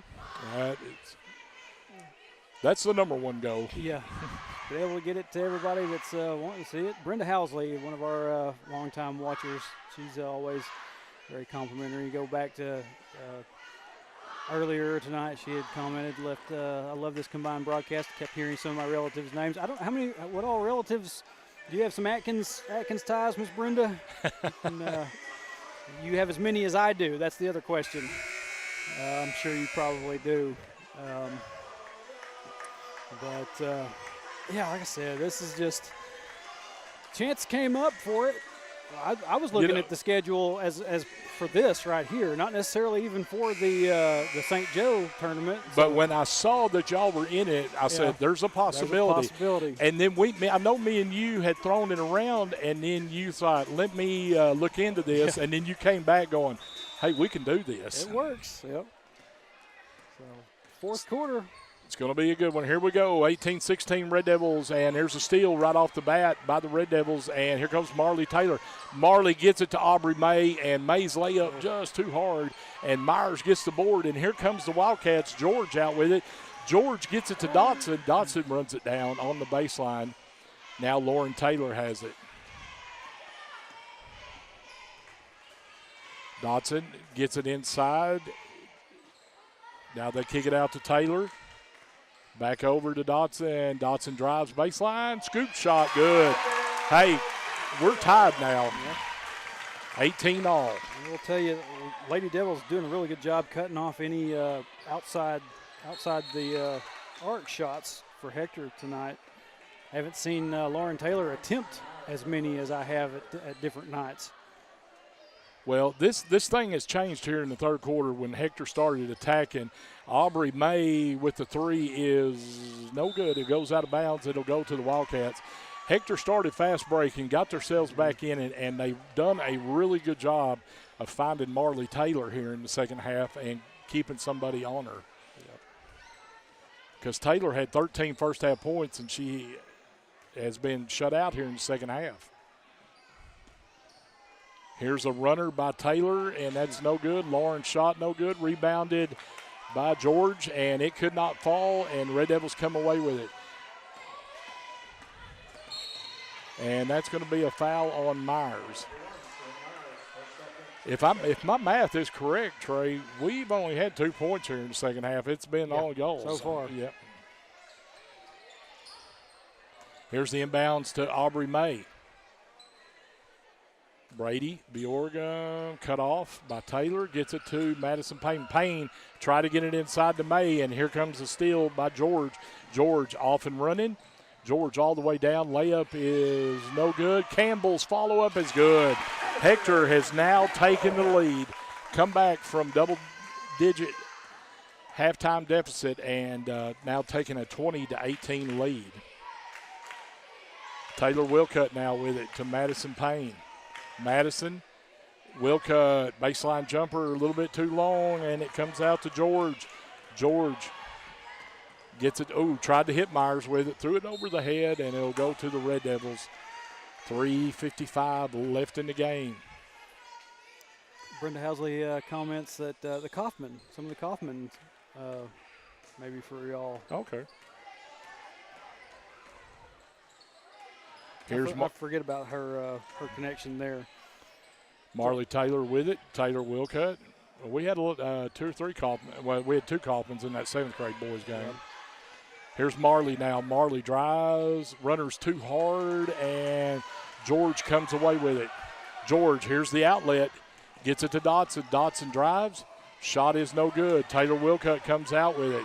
Red Devils trailing by 2, and Taylor's going to get called for a travel right there. And it's going to go to Hector with 3:20 left here in the game.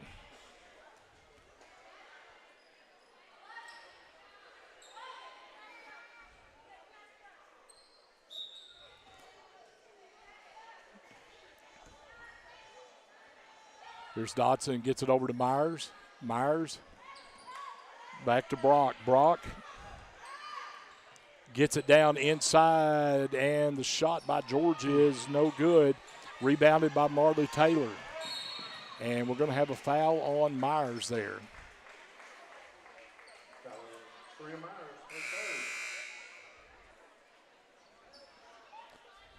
So Myers is going to foul out, Trey. No. That's her 3rd. They were holding up to 5. The referee was holding up to 5. And I didn't think she come off the bench, so I didn't think she had 5. So Marley Taylor's now taking a break, and Hadley Colburn is in. Hadley. We're going to jump ball, and it's going to stay with the Red Devils.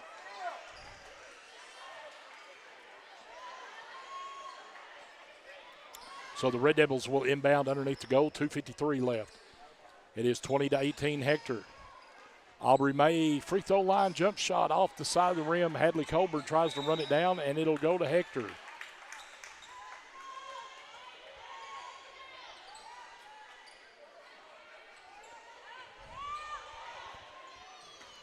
Here comes Lauren Taylor. She beats the press. She's going to pull up now. Taylor gets it over to Dotson. Dotson gets it to Brock. Brock's shot is no good. Rebounded by Aubrey May. Aubrey needs help. Gets it to Madison Payne. Madison.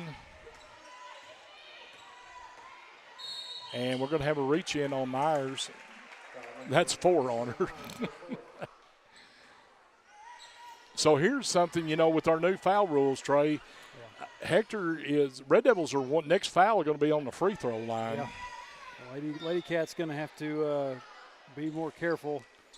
And here's a steal by Lauren Taylor. Lauren Taylor gets the steal in the inbounds, goes down, shot is good. Taylor takes it coast to coast, and it is 22-18 now. Red Devils trail by 4. Down to the 2-minute mark. Here's Taylor Wildcat with it, and there's a reach in on Lauren Taylor. There it is. Well, now the Red Devils can try to get back in this one now, trailing by 4 at the free throw line. I know Coach Spears is probably like, there's no sense in that. Don't reach in. Because now you're going to put Atkins on the line. So this is Taylor Wildcat's first free throw is off the back of the rim. Red Devils have really had a hard time here in the second half, only 2 points. As it flipped at the half, as boy, you could see the intensity by Hector just came out, and they turned up the heat. And Taylor's second one, but Madison Payne runs down the board, so the Red Devils will keep possession. And there's a steal by Mackenzie George. So George gets the steal as we get close to a minute and a half left.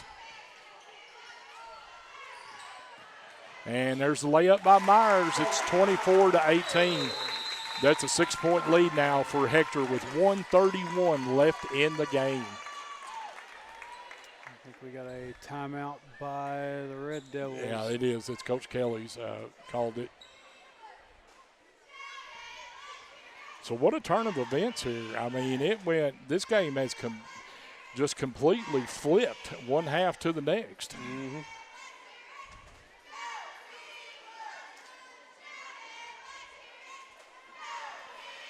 Coach Spears down there. Giving, how many years have y'all had Coach Spears? This is her, maybe second or third. I think she was up here before I started working up here. I want to say she's been up here at least that one before I got here. So this will be about her third. I graduated with her sister Kelly, and it's like a few years went by after I got out of school, and then I realized that she was over at Danville. I'm like, why on earth would you go to Danville, you know? And just the first job kind of thing, and then she's made her way back home and done a pretty good job with her junior girls. So, like I said, when we were off air, Shane, I apologize for not having a better seat. No. That's something for you to. Here we go. Red Devils trail by 6. Going to have some buckets. They're going to have quick buckets. And here's Madison Payne with it. Red Devils trail by 6, 24-18. Trying to get Taylor open. And Brady Bjorgum and has it thrown steal by Hector, and it's Myers. Myers gets it to George. George works her way down. Layup is good. 26-18. 1 minute left in the game.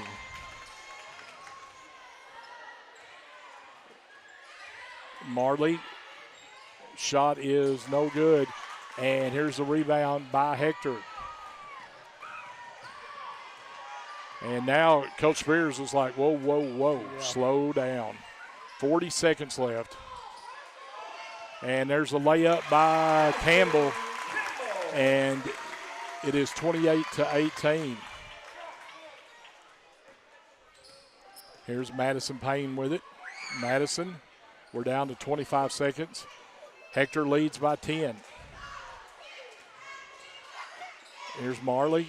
3 from the top. It's short, and it will stay with the Red Devils. 14 seconds left.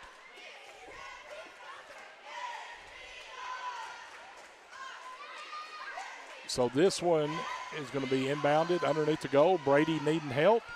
Gets it up top to Marley. She lets that 3 fly off the rim, and Hector comes out with it. George.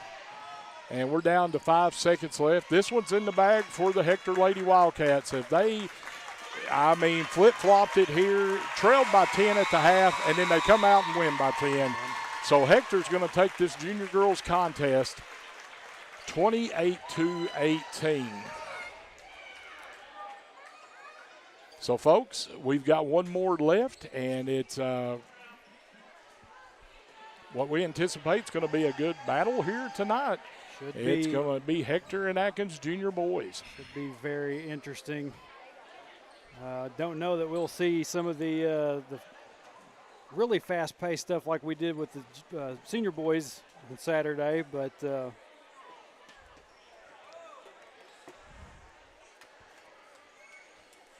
job by both these teams. Well, the only competition we haven't seen in this two-night episode is our senior girl matchup. Yeah. Everybody else got a matchup. I can tell you that I don't think I'd really want to see that one, to be honest. Now, if it had been last year, sure. I'd have said, let's do that, you know. But so now we're waiting on both teams to, here comes the Atkins junior boys.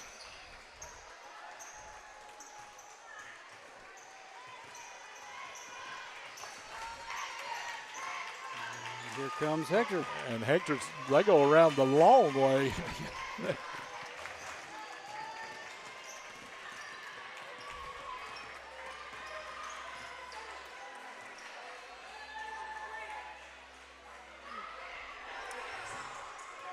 So we got a little over 5.5. We're going to kick it back out to break. And we'll be back with you for the start of this junior high boys matchup here in just a few minutes on ARD and CAT TV.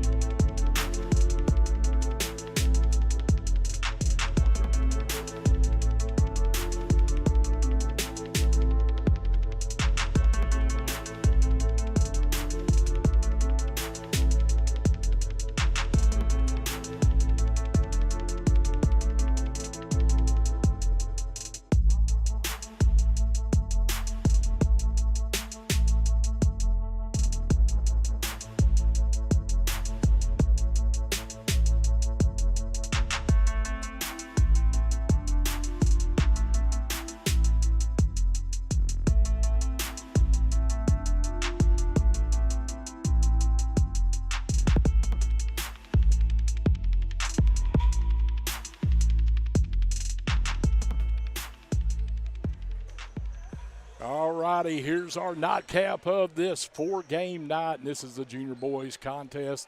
We've kind of heard a little bit of hype about this one, expecting a good one. Y'all have got one loss, and As far as I know, I'm believing that it's just one. And the Red Devils are undefeated coming into this one, so expecting a good battle here tonight. And this is our final game of the two-night simulcast. Two-night extravaganza that we've had Saturday and then Monday night. I'm kind of sad. It's been fun. It has been.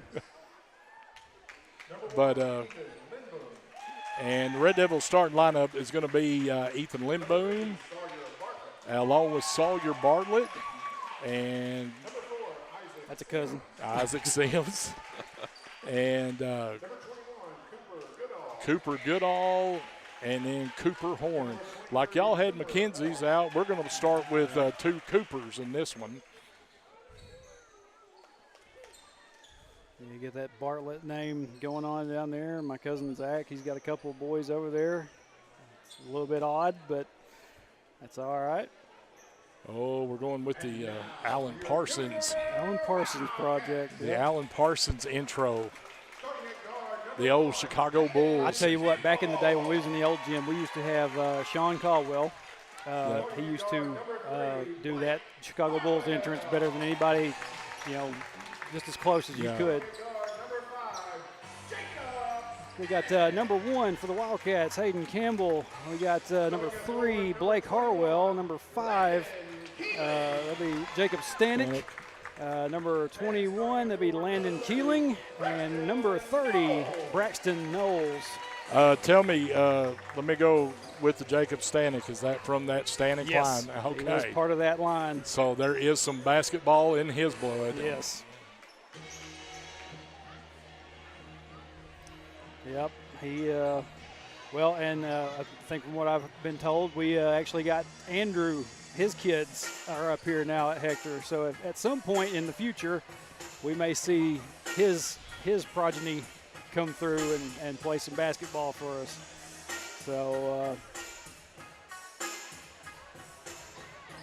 So it's going to be jumping center for Hector.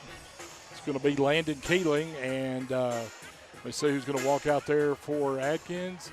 It's going to be Sims, Isaac Sims. Look, I've got to reset the score.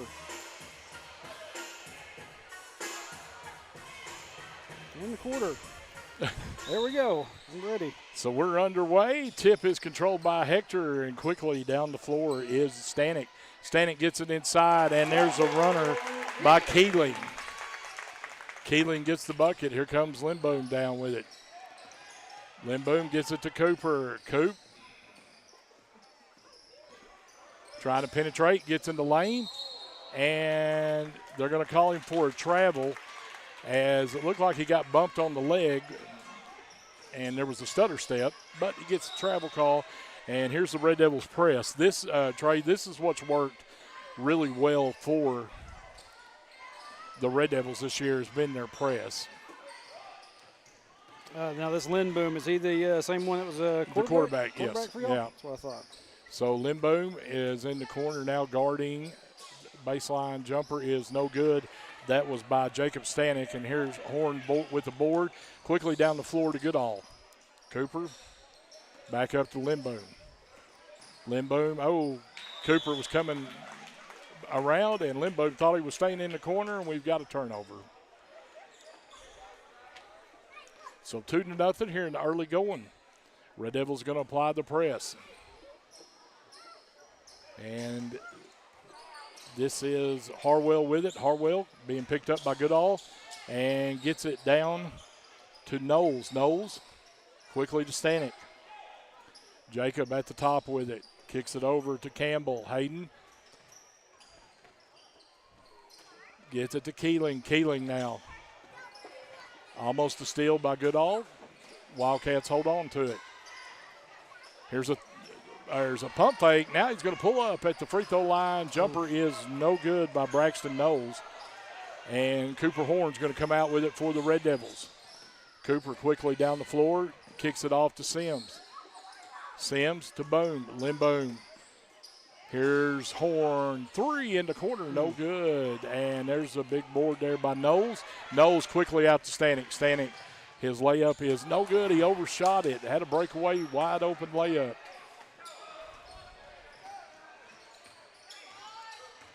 Here's Horn with it. Gets it to Goodall. Goodall back to Limboom. Limboom needs help. Gets it over to Horn. Cooper thought about it. And now he's going baseline. His runner off the board is good. Cooper Horn with the drive makes it 2-2. And here comes Hector, breakaway. And layup is no good, but Sims will foul. And that is going to be Landon Keeling that he fouls. Send Keeling to the line. You know, talking about our Cooper Horn here, number 23 on our team, I played ball with his dad, Chris, and he was one of the better players to come through Atkins. Could absolutely just score at will. Well, I see a bunch of stuff about these boys, the Horn boys, from their mother, Nikki. Yeah, she's constantly posting on Facebook about her kids. They're 2 good athletes. Yep. Hector gets 1 out of 2 there. That'll make it 3-2, and Boom is now in the front court with it. Limboom looking for help. Try to get it into Bartlett. It's stolen by the Wildcats, and here goes Keeling. Keeling layup is good. That's a nice move by the big man right there. It is 5-2 now. It was a nice little layup by the big man right there. Here's Sims. He gets in the lane, kicks it out. Goodall, 3 in the corner. Oh, my Lord. Woo! And Keeling just smacked the floor. If he laid a hit on one of y'all's players like he smacked the floor, man. Well, Goodall's going to get 3 free throws out of it, but all I saw was Keeling went flying into that. Yeah. I'm glad that concrete wall stops before. Yeah.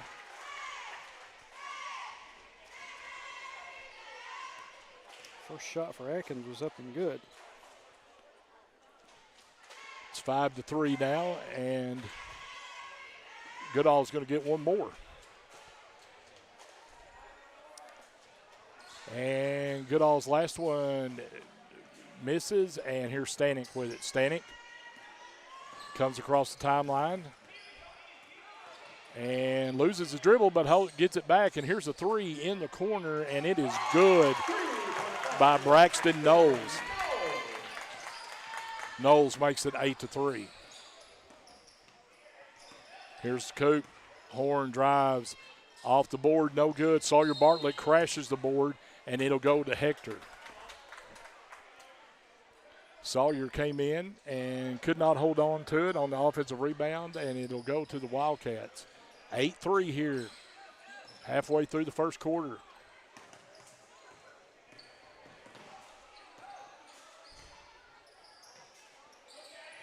Did they get it inside to Keeling? Keeling, blocked by Goodall. I didn't expect that one. Keeling has a height advantage in there. Here's Sims. Sims back up top to Boone. Limboom kicks it over to Cooper. Coop now to Boone. Boone's got a 3 at the top off the back of the rim. And that was a tip by Bartlett. Goodall cannot get it to fall. Keeling comes out with it. The big man is showing his dribbling skills. Keeling is a very talented player. Seen him the last year and then this year so far. He's a difference maker for this Wildcat junior high team. Sims is going to get called for the foul. That's his second, so Isaac draws 2. And Cooper, they tried to lob it into Keeling, and that was a good job by Cooper to take it away as he got up. Goodall's going to go in, and his layup's no good, but he's going to draw the contact. Yeah, Braxton Knowles went up for a bit of a swat there and got more of the arm than he did the ball. So you've got Braxton Knowles, big kid, and then Keeling. And that's going to put Goodall at the line, and his first free throw's off the back of the rim. Red Devils trailing 8-3. Jackson Kennicksader will check in now for Ethan Limboom.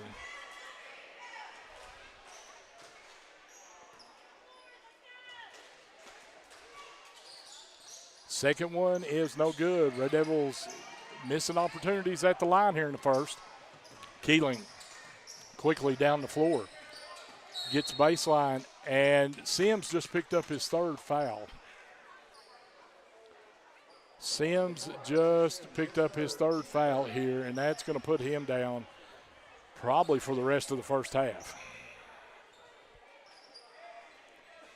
And Fisher McKnight checks in now for, and they lob it in. Keeling with the height advantage makes it 10-3. Coach Mack wants a timeout. Red Devils trailing 10-3 here in the first quarter. I just got to looking down here and realized that McAnulty was coaching this junior high boys squad. If I knew it, I forgot it. Yes, he handles the boys side. Yeah. Coach Bennett handles the 7th grade, and then Okay. Coach Kelly handles junior girls, senior girls, and Coach Ball handles 7th grade girls.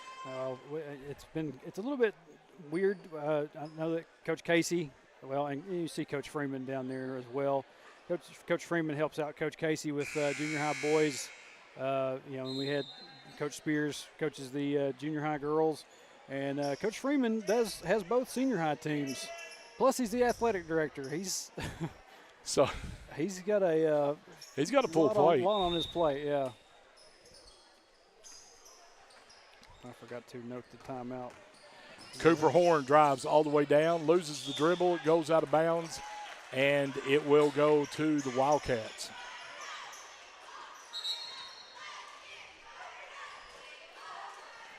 So Keeling is out right now for Hector, and let's see who's our man right here to have court, and that is Landon Austin is in now for Keeling.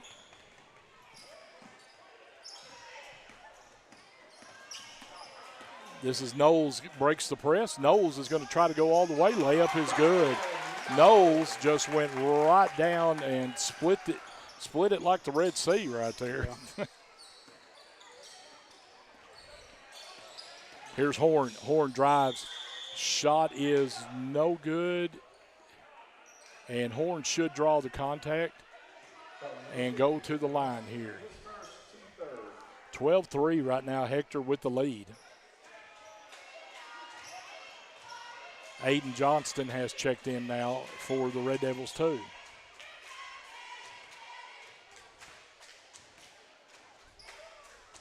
First free throw is off the back of the rim. Boy, Trey, Red Devils have on their end have missed a ton of free throws here. Free throws just not hitting their mark right now. And there's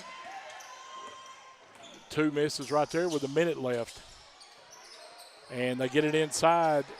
And they kick it out, and almost a steal by Horn. He almost got Austin's pass, but it'll stay with Hector.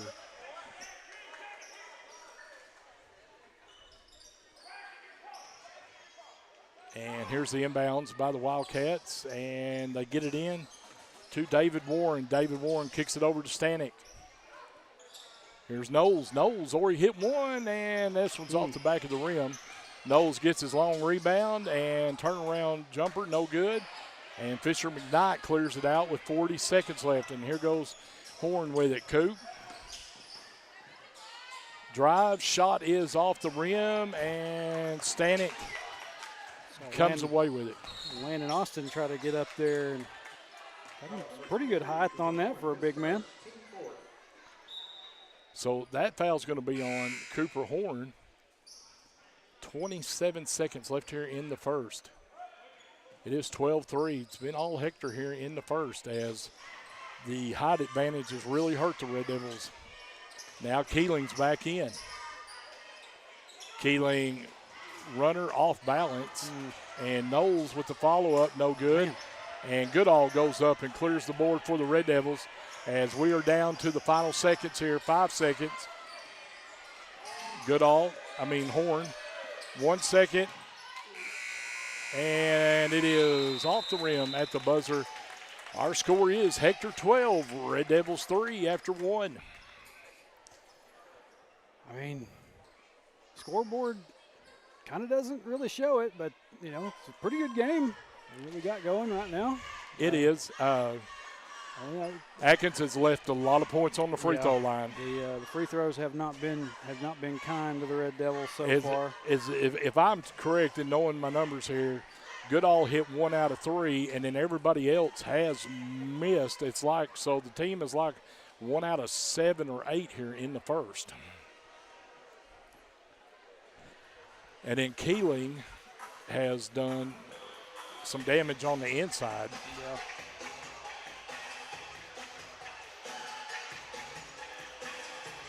So, you know, looking at y'all, Trey, coming up, I mean, what you have now in senior boys and then coming up, so there is some there's some talent. There's some talent coming through the boys' side here. Yeah.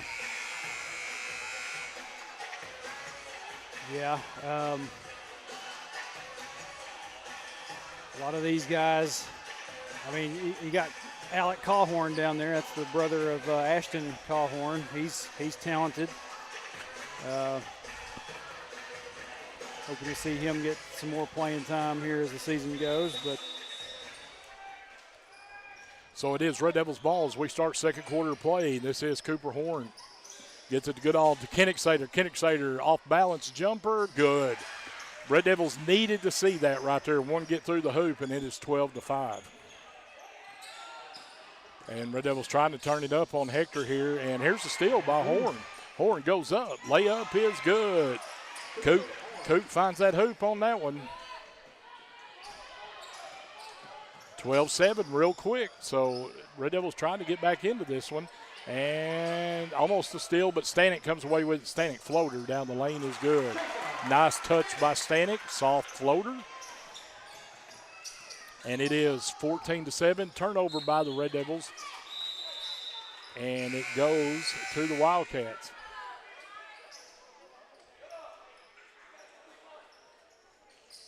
So on the floor for the Red Devils is Cooper Horn, Cooper Goodall, Jackson Kennick-Sater, Fisher McKnight, and Aiden Johnston. For the Wildcats, it's Keeling, Landon Keeling, along with Blake Harwell. Harwell's going to go all the way down. He's going to dump it off, and that was Landon Austin with the bucket. And then we've got Stanek on the floor along with Hayden Campbell. Here's Kennick-Sater, 3 in the corner, and it's good. So it's 16 to is it 10 or 7? 10 now, 10. Yeah. And there's a nice little give and go, and the shot will not fall for Campbell. So Kennick-Sater's come off the bench and had 5 points for the Red Devils. And there's a turnover by the Red Devils. And now it's going to be a turnover back to Atkins as Harwell. Oh, yeah. Harwell couldn't run it down.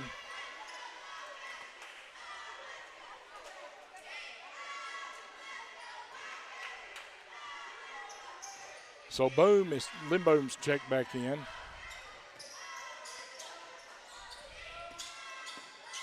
Now they dump it off to Cooper, in the corner to Goodall. Goodall drives in the lane, off balance, and they're going to call him with the travel right there.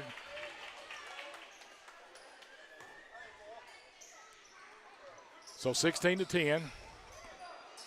And here comes Campbell with it. Campbell cut off by Kennick-Sater. Now here's a baseline cut. No, shot is no good as Cooper Horn contested it. Oh. Horn's going to let the three fly, and it's short at the top. And Goodall, nice effort there, but nobody was there to receive it.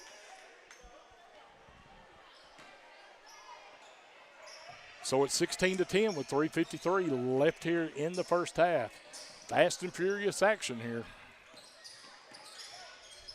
Here's Knowles with it. Braxton. He's already hit 1 3 tonight. Now they dump it into Keeling. Keeling, height advantage. Shot is no good, but he's going to draw the foul.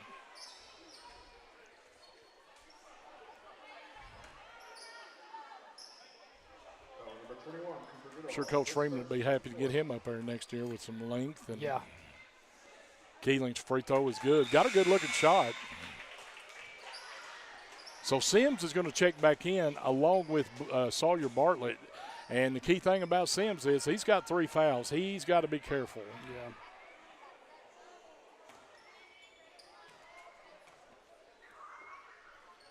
Second one by Keeling is good. And Coach Casey wants a timeout with a 8-point lead for Hector, 18-10. You know, you're like me, Trey, and I know you've got more to do after the game, but it's like you just can't go home and relax for a minute because you got to prepare for the next night. You got to go through and get set up to. And I was sitting there thinking, you know, I've got to get table, everything set up. I've got to email for rosters, and it's just a never-ending. You get to go home. I don't know if you're like me. You go home and you sit down. I sit down for like 30 minutes, and then I start looking at. Well, I'll pack everything up here in a little bit. Go home, probably turn this back on, rewatch it, and see how have it on, at least on in the background. Start going through and getting my my graphic stuff put together for tomorrow, and I gotta go through it and make sure I get y'all stuff set up for y'all. So we got we got the favorite to win the boys conference rolling in tomorrow night, the CAC Mustang, and I'm telling you right now, if you can't handle their press, I mean, you can get run right out of the gym. So here's Boone with it, and 3.5 left here, and Red Devils have clawed their way back into it some, trailing by 8. Boone gets it to Goodall. Goodall to Sims. Sims back to Goodall, in the corner to Kennick-Sater. Jackson being picked on by Stanek there, and Sims comes over to get it. Sims, Kennick-Sater. Now in the corner to Sims. Sims being cut off there by Harwell. Now they kick it out. Boone's got a wide open 3 attempt, and it is no good, short. And here comes the big man Keeling. He's got 3-on-1, and he gets it to Knowles. Knowles could not hit the layup. Oh, that one hits off the back of Chris Kelly, the official. Should have went out of bounds. I think they're going to go ahead and act as if it did. Chris, you're just in the wrong place at the wrong time, my friend. Down to 2:46. Let my clock go back in line. Red Devils. Where's he going with it? Oh, now he wants to know, what do I do here? Yeah. It's going your direction, hits you instead of going on out of bounds. So it probably should be.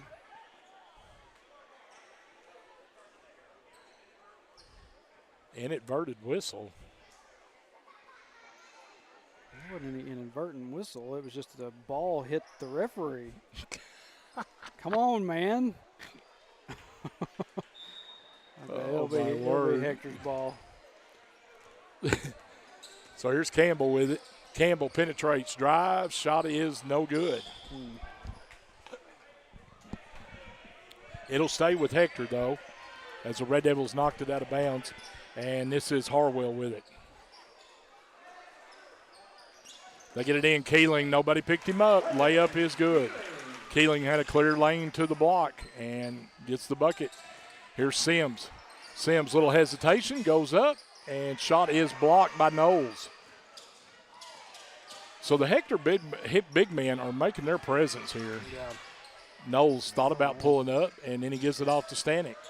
Stanek splits 2 defenders. Runner is good. It is now 22-10. So Coach Mack wants a timeout for the Red Devils. He's seen enough. 2:09 left here in the first half, and it's gone back to a double-digit lead, 22-10.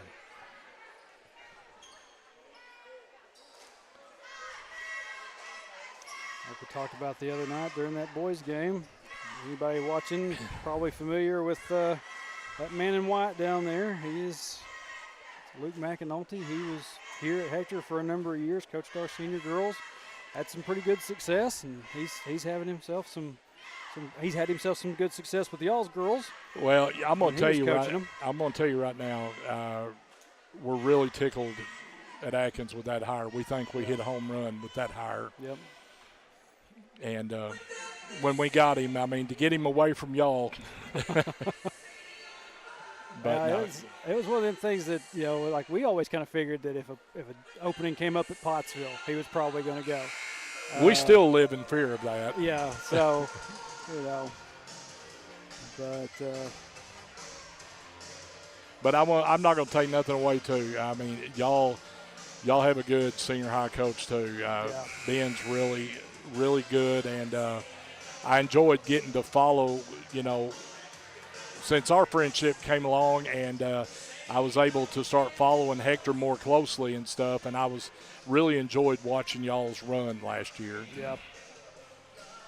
Yeah, Coach Freeman and that girls team especially, you know, boys did fine, but I think everybody up here will pretty well agree that the girls were the ones that would steal the show for the evening. Sims gets it into Limboom. Boom. Needing help. He's getting double teamed, and he gets it off to, wild pass, and here comes Keeling. Keeling dumps it off, and baseline shot is no good. Sims comes out with it. Red Devils trying to get numbers here. Sims, runner is good. Nice floater off the board by Sims, makes it 22-12. And here's a steal by Cooper Horn. Horn being guarded by Harwell, and Harwell's going to get called for a hand check in there.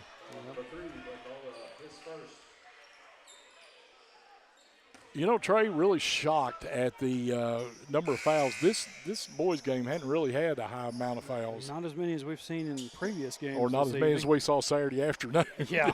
Saturday afternoon got a little bit out of hand. We kind of anticipated that. Yeah. Well, you got a team on Saturday. You had a team that was just coming basically off a football season, and you know, still going out there and playing with a little bit of that football toughness with them. Kennick Sater drives. Shot is, they're going to call Knowles for a foul there. So Kennick Sater is going to go to the line. Had it tickled. So that's going to bring Landon Austin's fixing to check in now as Knowles has picked up his second with 1:16 left here in the first half. Kennick Sater's first free throw is short. Man. Coach Mack's going to be working on free throws tomorrow with this bunch. They have left a ton of points at the line. 22-12, trying to cut into this, make it single digits. Kennick Sater's next one's good, and that makes it 22-13 with 1:15 left here in the first. And here comes Campbell with it, gets into the front court, and pulls up at the free throw line. Now gets it off to David Warren. Warren lobs it into Keeling. Oh, Keeling tried to do the backdoor bounce pass to Austin, and Kennick Sater came away with it. Under a minute now. Here's Goodall, baseline. Down to Bartlett. Bartlett's shot is no good, but he'll go to the line for free throw attempts.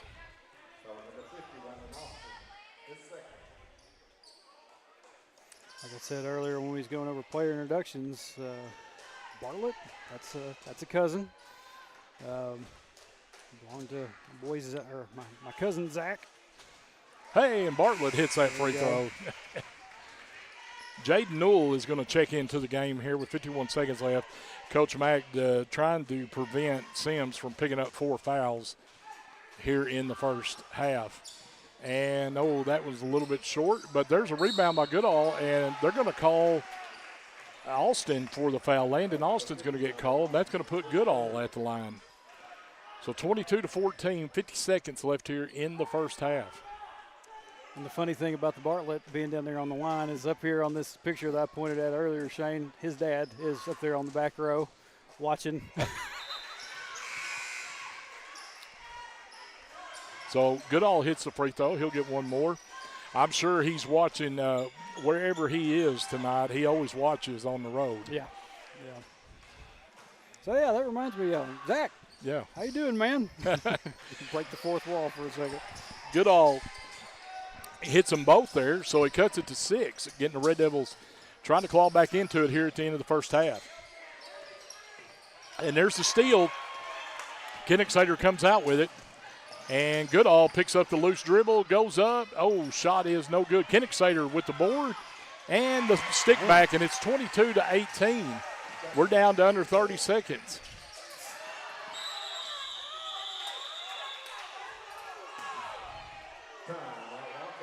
And we're going to have timeout on the floor by the Wildcats to save possession.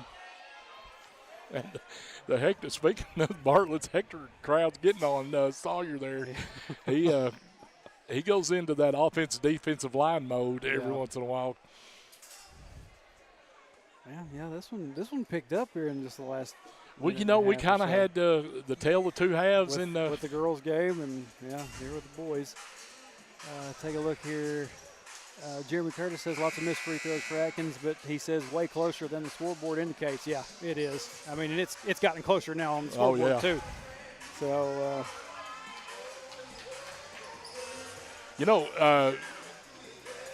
real quick, Trey, great crowds here tonight for the junior high. Yeah, I think Atkins has brought more fans than probably anybody else we've seen or we've played here. We haven't played very many games here. But y'all are pretty full house on y'all side.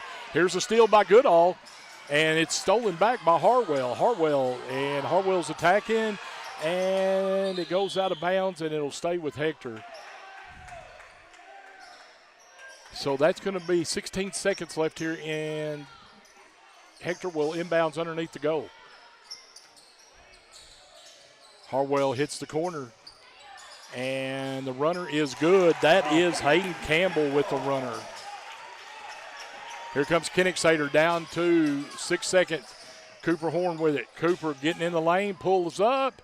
Shot is no good. And count it as they get the stick back there by Bartlett.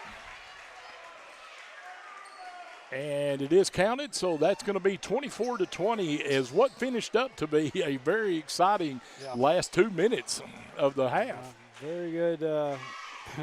Atkins kicking it in gear and making a. We may have a ball game after all. A good showing out of it, yeah. I don't know, like I said earlier during the girls' game, if the cheerleaders will perform any kind of routine. I was going to turn the camera to them because I thought they were going to do a cheer, but it looks like they're heading away from it now. So 5:45 on the clock for halftime. So we're going to kick it back out to break. We'll be back with you for the second half in just a few minutes.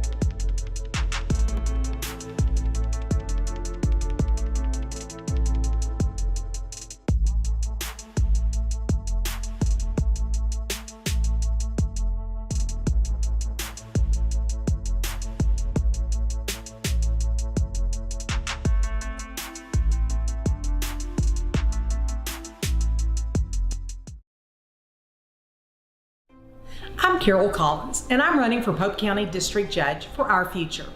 In my 25-year legal service, I've worked in law enforcement, as prosecuting attorney, as a public defender, and as a district judge. This makes me uniquely qualified. I want to make sure that my children, my grandchildren, and your family prosper and grow in Pope County. That means keeping our communities safe. That's why I'm asking for your vote for District Judge March 5th. Safeguarding your building from the elements starts at the top. Use the company that's worked hard to earn the reputation as a top commercial roofing company in the area, Miller Roofing. Miller Roofing Company is local, family-owned, and their full-service team has been in business for over 30 years. Extensive experience working hand-in-hand with product manufacturers for new roofs, coatings, repairs, and re-roofs on many different types of commercial properties. We also know the importance of getting construction finished quickly. Contact us for a free consultation on your roof today.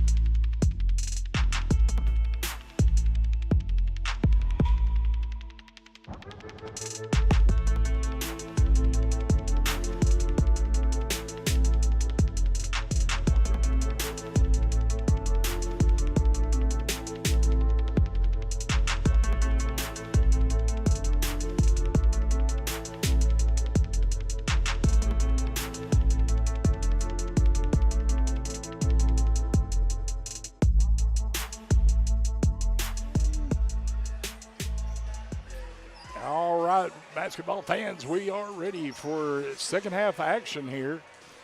And what was a big lead in first half for Hector, Red Devils clawed their way back in it and cut it to 4 here. So Trey, kind of anxious to see how this second half plays out.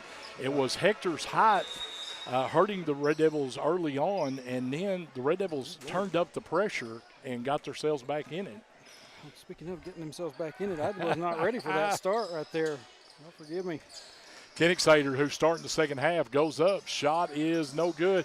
There's Bartlett with the rebound, and he'll draw a foul, and Sawyer will go to the line.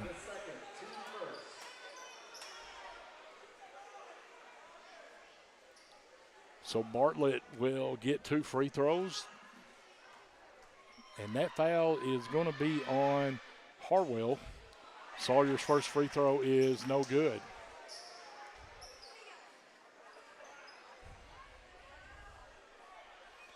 Sawyer will have one more, trying to cut into this lead even more. And Bartlett's off the side, and that's taken down by Keeling. And Keeling will come out with it. And that lid on the free throws for Atkins is back. Remains, yeah. Yep. Here's Stanek. Stanek pulls up, free throw line, extended jumper, no good. And Keeling with the board. Now they try to come across the nose. He has it. Stanek thought about it. And now he's going to try the baseline cutoff by Kennicksader. And Keeling, little off balance bank shot. Knowles, follow up, no good. Oh, Keeling going up. Man, that offensive board totals are going up.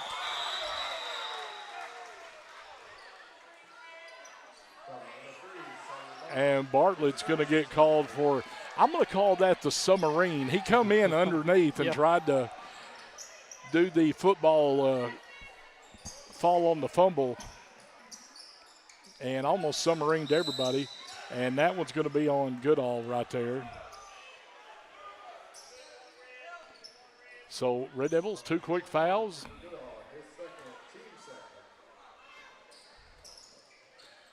And Keeling picks up the loose ball. Stanek. And Stanek gets it back into Keeling. Keeling goes up. Shot is no good, but he's going to go to the free throw line. So Goodall's picked up his third, and that's going to put Keeling at the line here. 4:53 left in the third. Got a couple of Red Devils, a little bit of foul trouble. Keeling hits that free throw. Boy, he's got a good looking shot.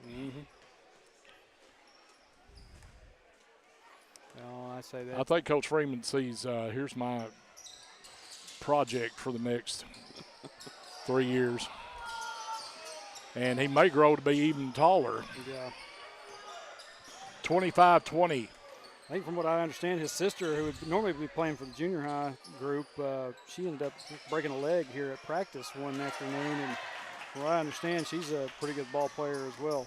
Here's a outlet pass, and shot is no good by Hayden Campbell. And Coach Casey's wanting contact. We got a bit of a groan from the Atkins side of the floor. Oh, too. Coach Mack. This is the most animated I've seen Coach Mack in a while. As they thought it should have been Red Devil ball. And there's a 3 attempt in the corner. Keeling goes back up. And follow-up no good. Still trying. Oh, my word, that's an elbow. Yeah. Yep. Oh, they're going to call Keeling right there. Man, that elbow, it caught Jackson right in the jaw.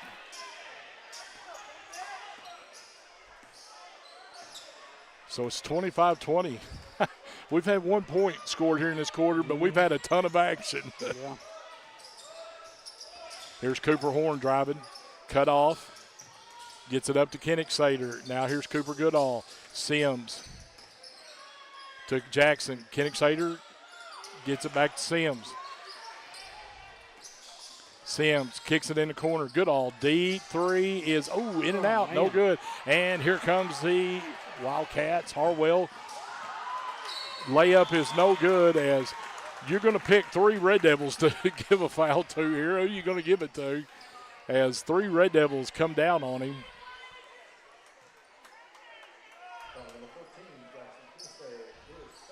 And that one's on Kennick Sater, and that's his first. So the one that had no fouls comes out. It's probably the best way you wanted to get out of that. Yeah. First free throw is no good by Harwell.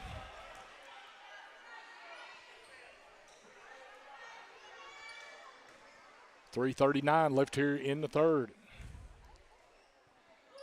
Harwell's next is off the back, and that rebounds by Cooper Horn.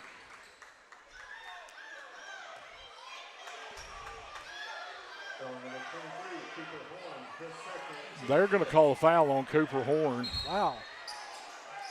And it looked like they had a tie-up down there to me. I didn't really see a foul too much, but. Oh, wow. Well, that will give Atkins 5 for this quarter. And we're about halfway through, and Atkins has already put Hector at the line. And Keeling's free throw is good. Wow. I saw both arms were locked up on the rebound, and if anything, I would have said jump ball. Yeah. You know, I don't know where they found the foul at, but second one is no good, and Bartlett comes out with a board. Here's Cooper. And Cooper loses his dribble, and we're going to have jump ball. And it will go to the Wildcats.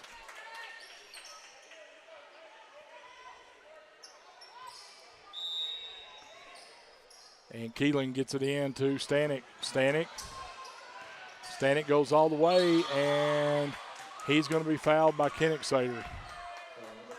Well, I spoke too soon in the first half, because it has been a foul fest here in the third.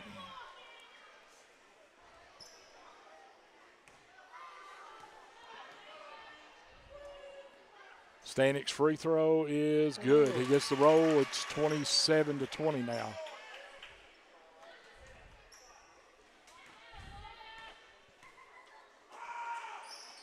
Second free throw is good. And we've got a timeout by Hector. And they lead 28-20. Whew.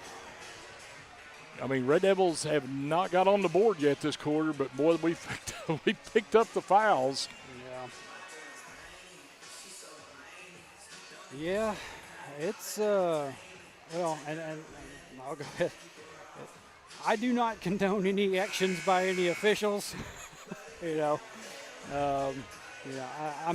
I'm up here like you. I'm earlier, like I said, it looked like they just had a little bit of tie up down there. Probably should have been a jump ball situation, not really anything that I saw a foul on. And, I try to pay enough attention that I could make those determinations and be fair about everything. So, yeah, and it's kind of an odd whistle.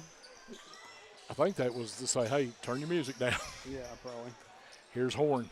Coop kicks it in the corner. Sims, 3 is, whoa, it's very rare you see the bank shot from the corner. But he had a little English on it, and nevertheless, it counts, and it's 28-23. There's a steal by, I say it, Red Devils coming away with it. They get it to Sims. Sims. And layup is no good. And we're going to have a foul on Bartlett.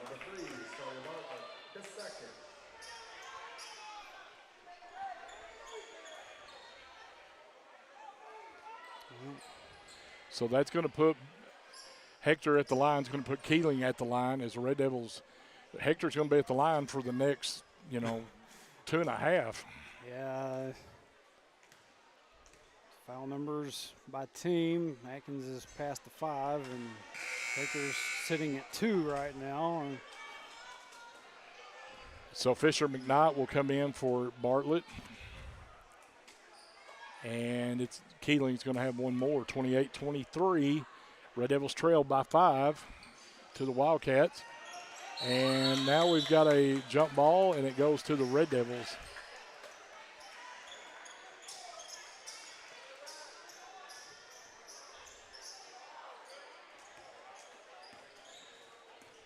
So Cooper Horn comes across the timeline. Gets inside, kicks it in the corner. Sims is going to try it again. It's a little short. And nice save by McKnight. Shot is no good as Sims tried again. And we've got a loose ball.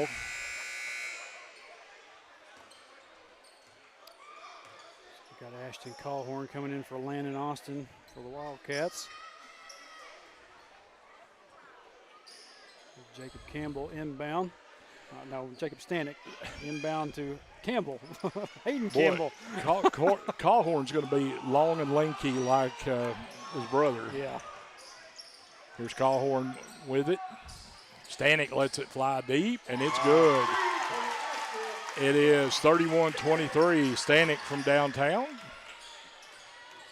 Cooper Horn drives all the way. Layup is no good. Rebounded by Keeling.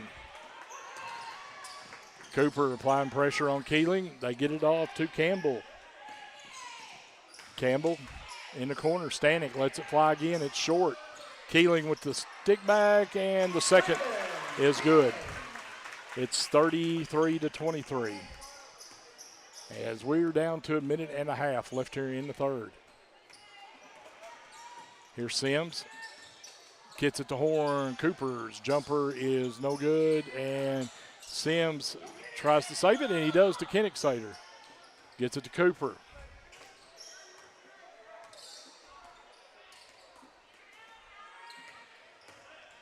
Cooper drives, and he's in trouble underneath, and we're going to have a foul on Hayden Campbell. So Aiden Johnston comes in for the Red Devils, and Hector's going to bring in Blake Harwell with David Warren. 1:12 left here in the third. 10-point lead for Hector.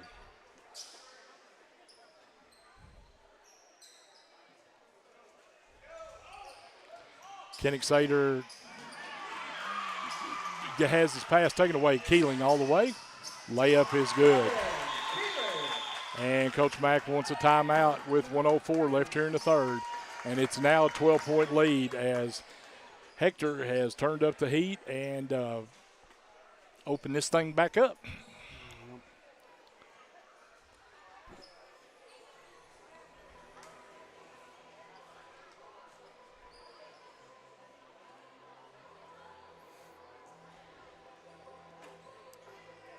Talking about some of these coaches that y'all have on staff down here, Bennett was one of y'all's, right? He's not some. No, Trey Bennett. You're right. Trey Bennett is an alumnus at Atkins. That's what I thought. And I was sitting there trying to think if his first name was Trey. That was the other part of my question. Trey is an alumnus there, and we was glad to get him hired there. And it's like you look at some of these staffs that you have, around the area on, football side of things and on basketball sides of things.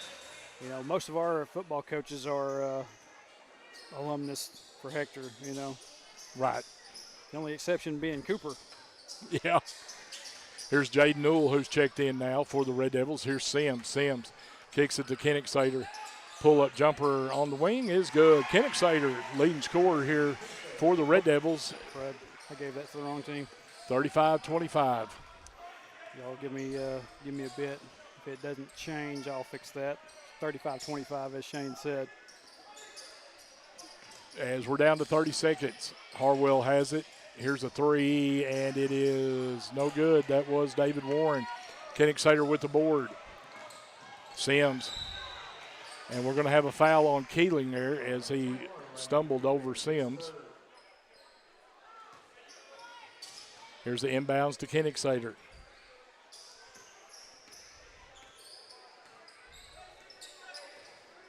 Sims in the corner, good all.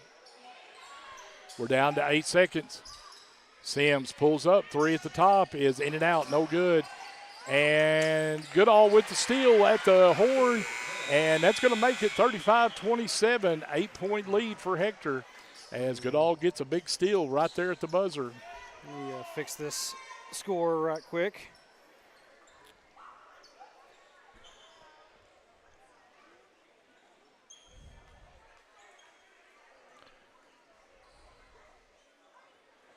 Like I said, it's been a good crowd here tonight for this junior high night, getting all 4 games in, 7th grade, junior high, and yeah, have a little bit more of an opportunity than just one game to be able to do this and have some little bit more. And then fun with it. I get to do a junior high again this week. Is I get to go to that place to the west. Dover. Yeah, that school over there. It's west of y'all, so it's kind of north of us, but it's kind of west of you. So I get to go over there and do the 4 over there Thursday night. Yeah, we've got, like I said, we got Western Yale tomorrow coming up. We'll have a junior high boys game. I think it was originally set to be a girls, but they've changed that out to be a boys game. And then we'll have 7th grades and junior highs playing Wonderview here on Thursday, I believe.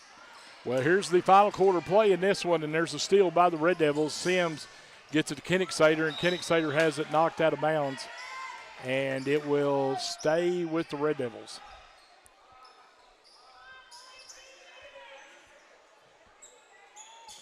And they get it, try to get it into Jaden Newell, and it was knocked away by Landon Austin, and Cooper Horn will check his way back in. Kennick-Sater will come out.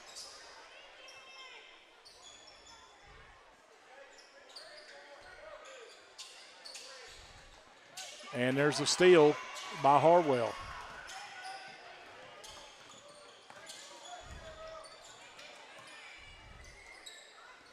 They get it inside Austin. Stanek. 3, no good. And Jaden Newell's fighting for it, and it'll stay with Hector as Newell couldn't pull it in.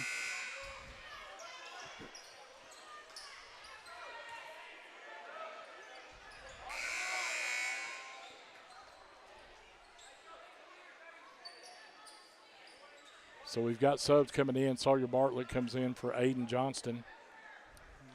The referee's going to discuss something. Talking to the table.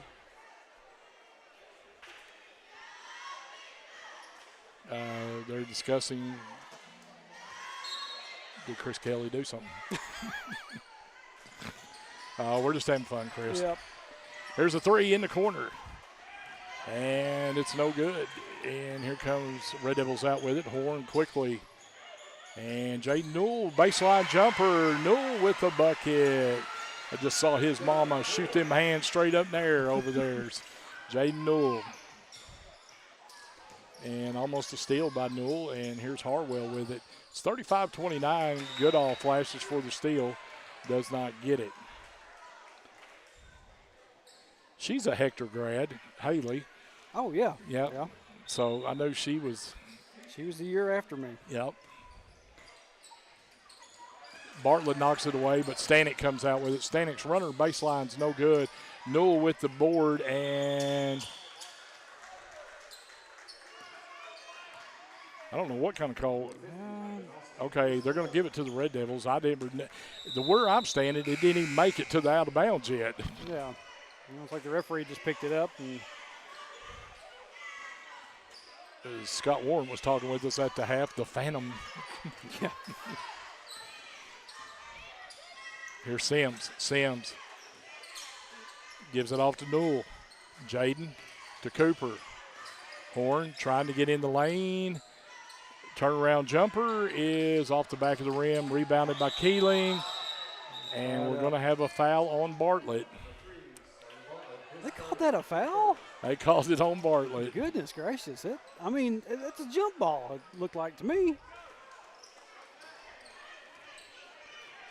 So that is 3 on Bartlett and 4:23 left in the game. There's a steal by Horn as he stole Harwell's pass.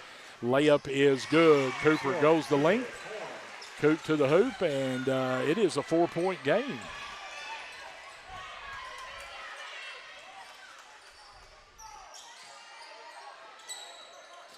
Here's Keeling. Stanek, 3 is good. Stanek hits the 3, and he goes 38-31. 38-31. Here's Cooper Goodall to Jaden Newell. Jaden, and goes out of bounds. It'll stay with the Red Devils as David Warren checks in now for the Wildcats. 3:43 left in the game.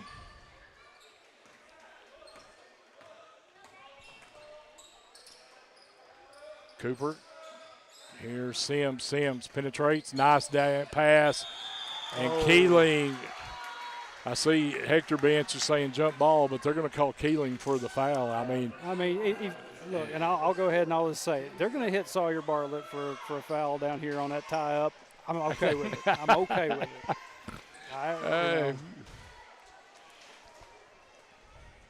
So Bartlett will be at the free throw line. His first free throw is no good. And right here, Trey, if we had the official stats here and stuff, Red Devils will either be tied or something if they'd have hit 60 or 70% of these free throws. Yeah. It would be probably a different ball game right now. And Bartlett misses both, and here we come. Wildcats down with it. 3:20 left here in the game. Stanek. Campbell. Looks like Hector's pulling it out a little bit, trying to run some clock. Knowles. Back to Stanek. And they get in the lane, and the runner is no good. And here's a rebound by Bartlett. I don't think that's the shot Coach Casey wanted right there. Mm-hmm. Hit everybody spread out, nobody to rebound. Yeah. Cooper Horn's going to let the 3 fly, and it's good.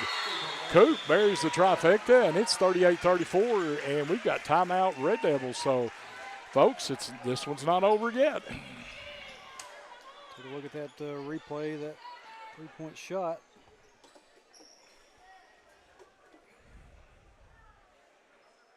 It was good form there by Coop. He set his feet and got that one buried. And it's 38-34, and as we've seen here tonight, though, Trey, the Achilles heel of the Red Devils have been the free throw line. Yep. So if this comes down to free throws, something's going to have to change for Atkins. Yeah. Hector's done a better job hitting free throws tonight. Keeling's hit several.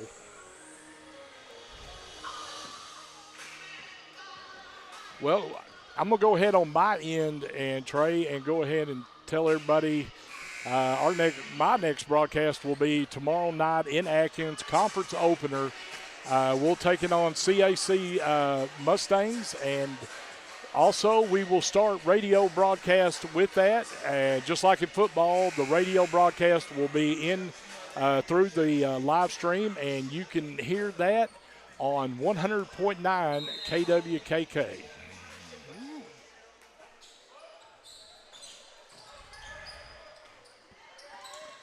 And here's the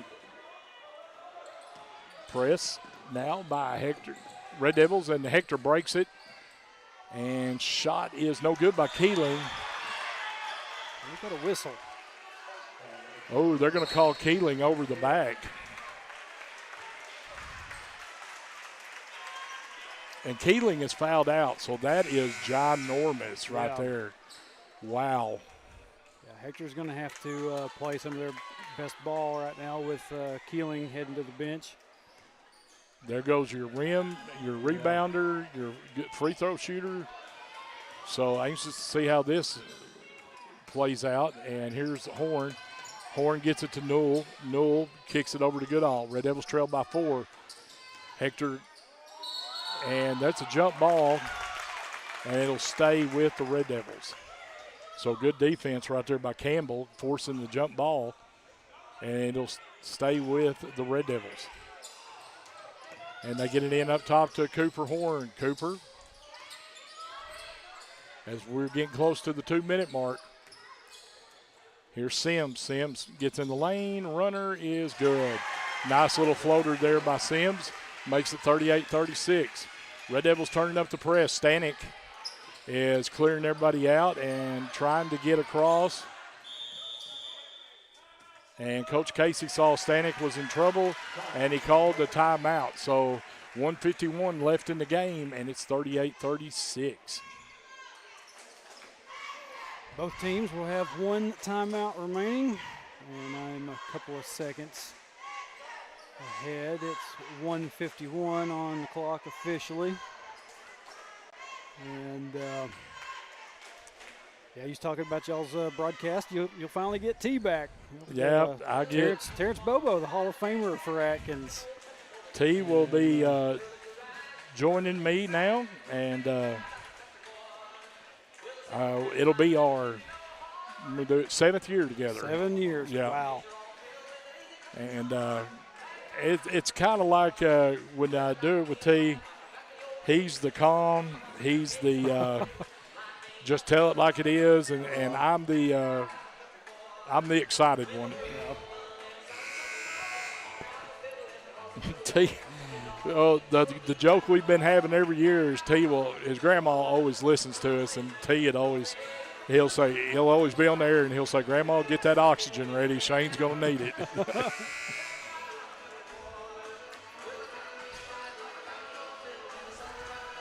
We have just a very assorted bunch of music here. Well, I noticed that. Had a little bit of John Denver.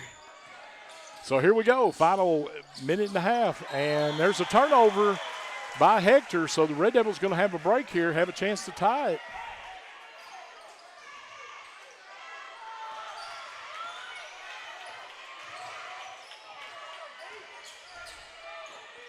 Cooper to Jaden. Sims gets in the lane, gets it down to Bartlett. Bartlett's bucket is good.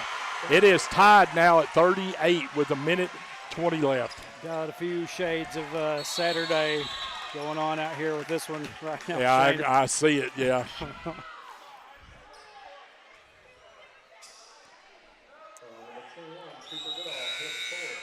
So Goodall picks up his 4th. Kennicksader will come in for Jaden Newell. Jaden comes out, and 1:22 left. We are tied at 38. They get it in. Knowles has it in the corner. Knowles backing down Bartlett. What do we got here? They're going to call Bartlett. They're going to call Bartlett with the body right there as Knowles was backing him down. And so they're going to get Bartlett with his fourth. They get it into Knowles. And Knowles goes up. Shot is good. Knowles just overpowered everybody inside there and gives Hector a 2-point lead. Horn pulls up. Three at the top is no good. And Knowles comes out with it. No. And there's a travel on Hector. So the Red Devils will get it back with 58 seconds left. Down by 2. Now what's going on?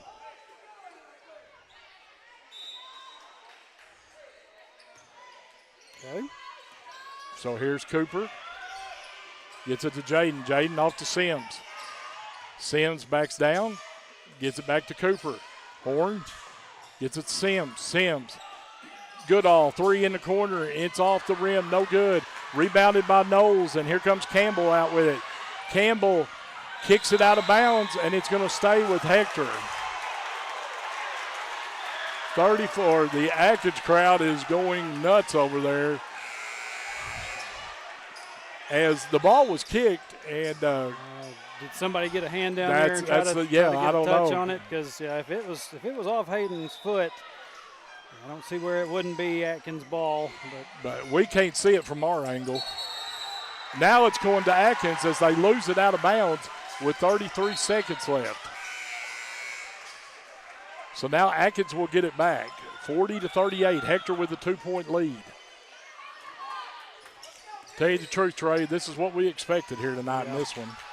Yep. Cooper, wide open. Sims drives baseline now. Back up to Cooper, over to Jaden. Jaden over to Coop. Now to Sims. We're down to 15 seconds. And Cooper gets in the lane, goes up, and we've got a block by Knowles. And we've got timeout Hector with 5 seconds left. Coop went up, and Knowles got the clean block on him.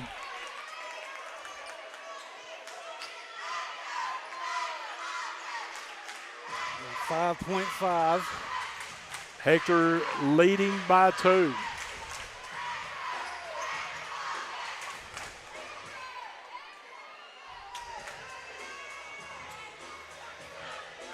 So Atkins is going to have to foul. And here's where you get bit. Yeah. Now that rule comes into play the other way.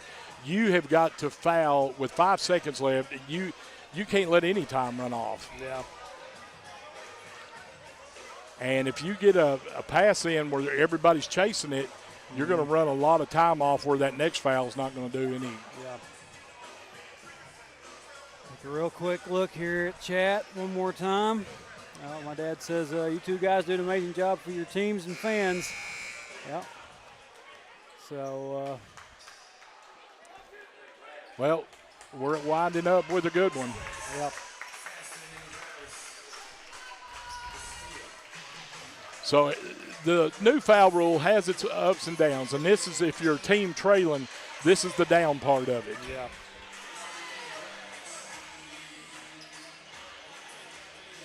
So like Freeman and McAnulty down there having a little bit of a laugh with each other. Stanek gets it in. You got a foul. And 3.8 left.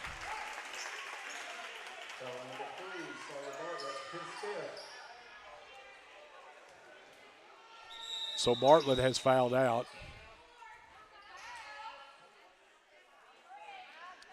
Come on, Chris. What are we doing? Well, they announced it was his 5th. But then they're saying no. Well, I guess it is. Bartlett's fouled out. Now you've got to foul extremely quick here. Yeah. And there it is, 3 seconds. So Hector's going to the line with 3 seconds left. Number 23, Cooper Horn, his 3rd.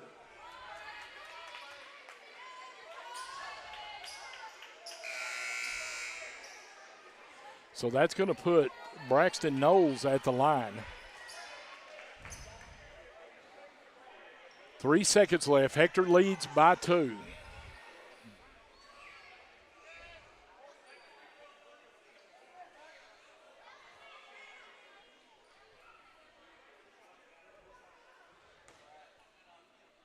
Knowles. First free throw is off the back of the rim.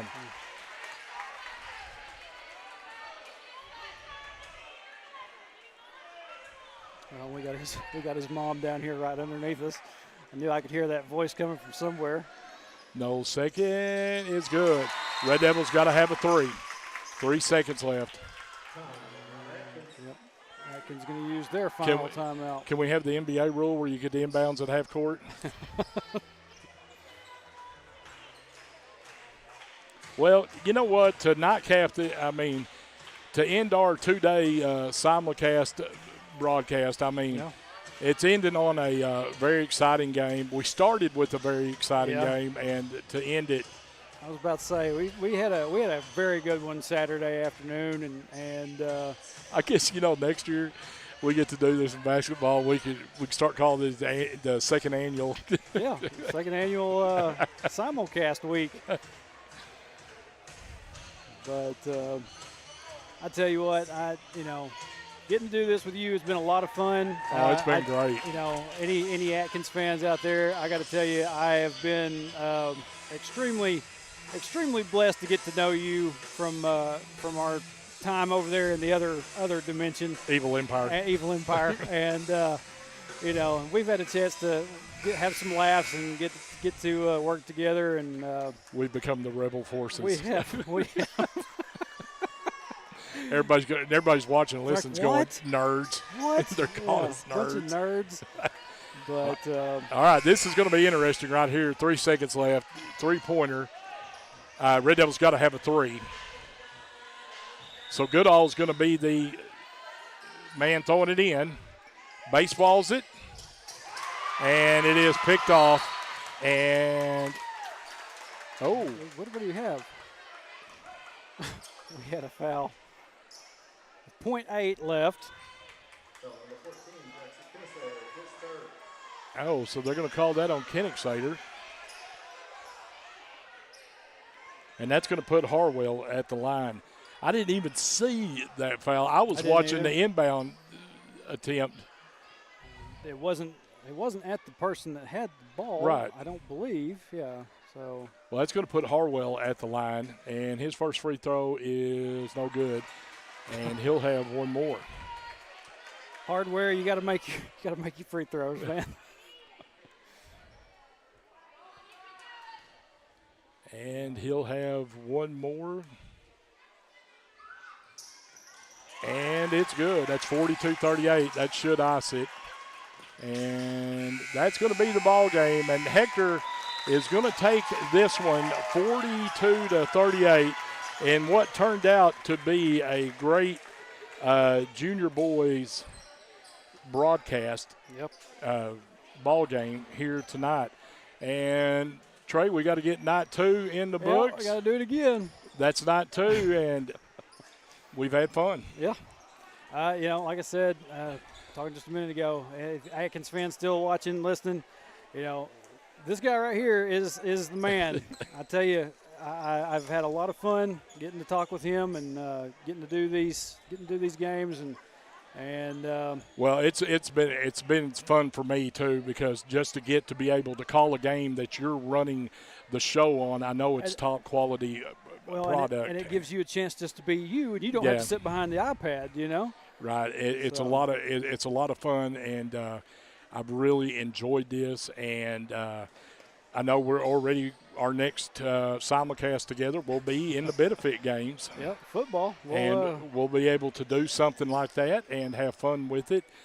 But as far as I'm going to say for ARD Sports Network, Trey, I'm going to wish you and Hector and Cat TV good luck the rest of this basketball season. Good luck to the Red Devils, and good luck to all y'all on everything that y'all have got going on this season as well. And hopefully one of the two schools, somebody from both schools, or, we'll get somebody in the postseason that we could all rally behind and watch this year. So, I think with that being said, I don't think there's any more else we can say, Shane. No, So, it's been fun. Night 2 of the Hector and Atkins simulcast is in the books, and it's been fun, buddy. So I think with that, we're going to shut this whole thing down and get packed up. And Wildcat fans, we'll see y'all tomorrow from Western Yell. And we'll see you, Atkins. We'll be at home against CAC, RDP. Go Cats.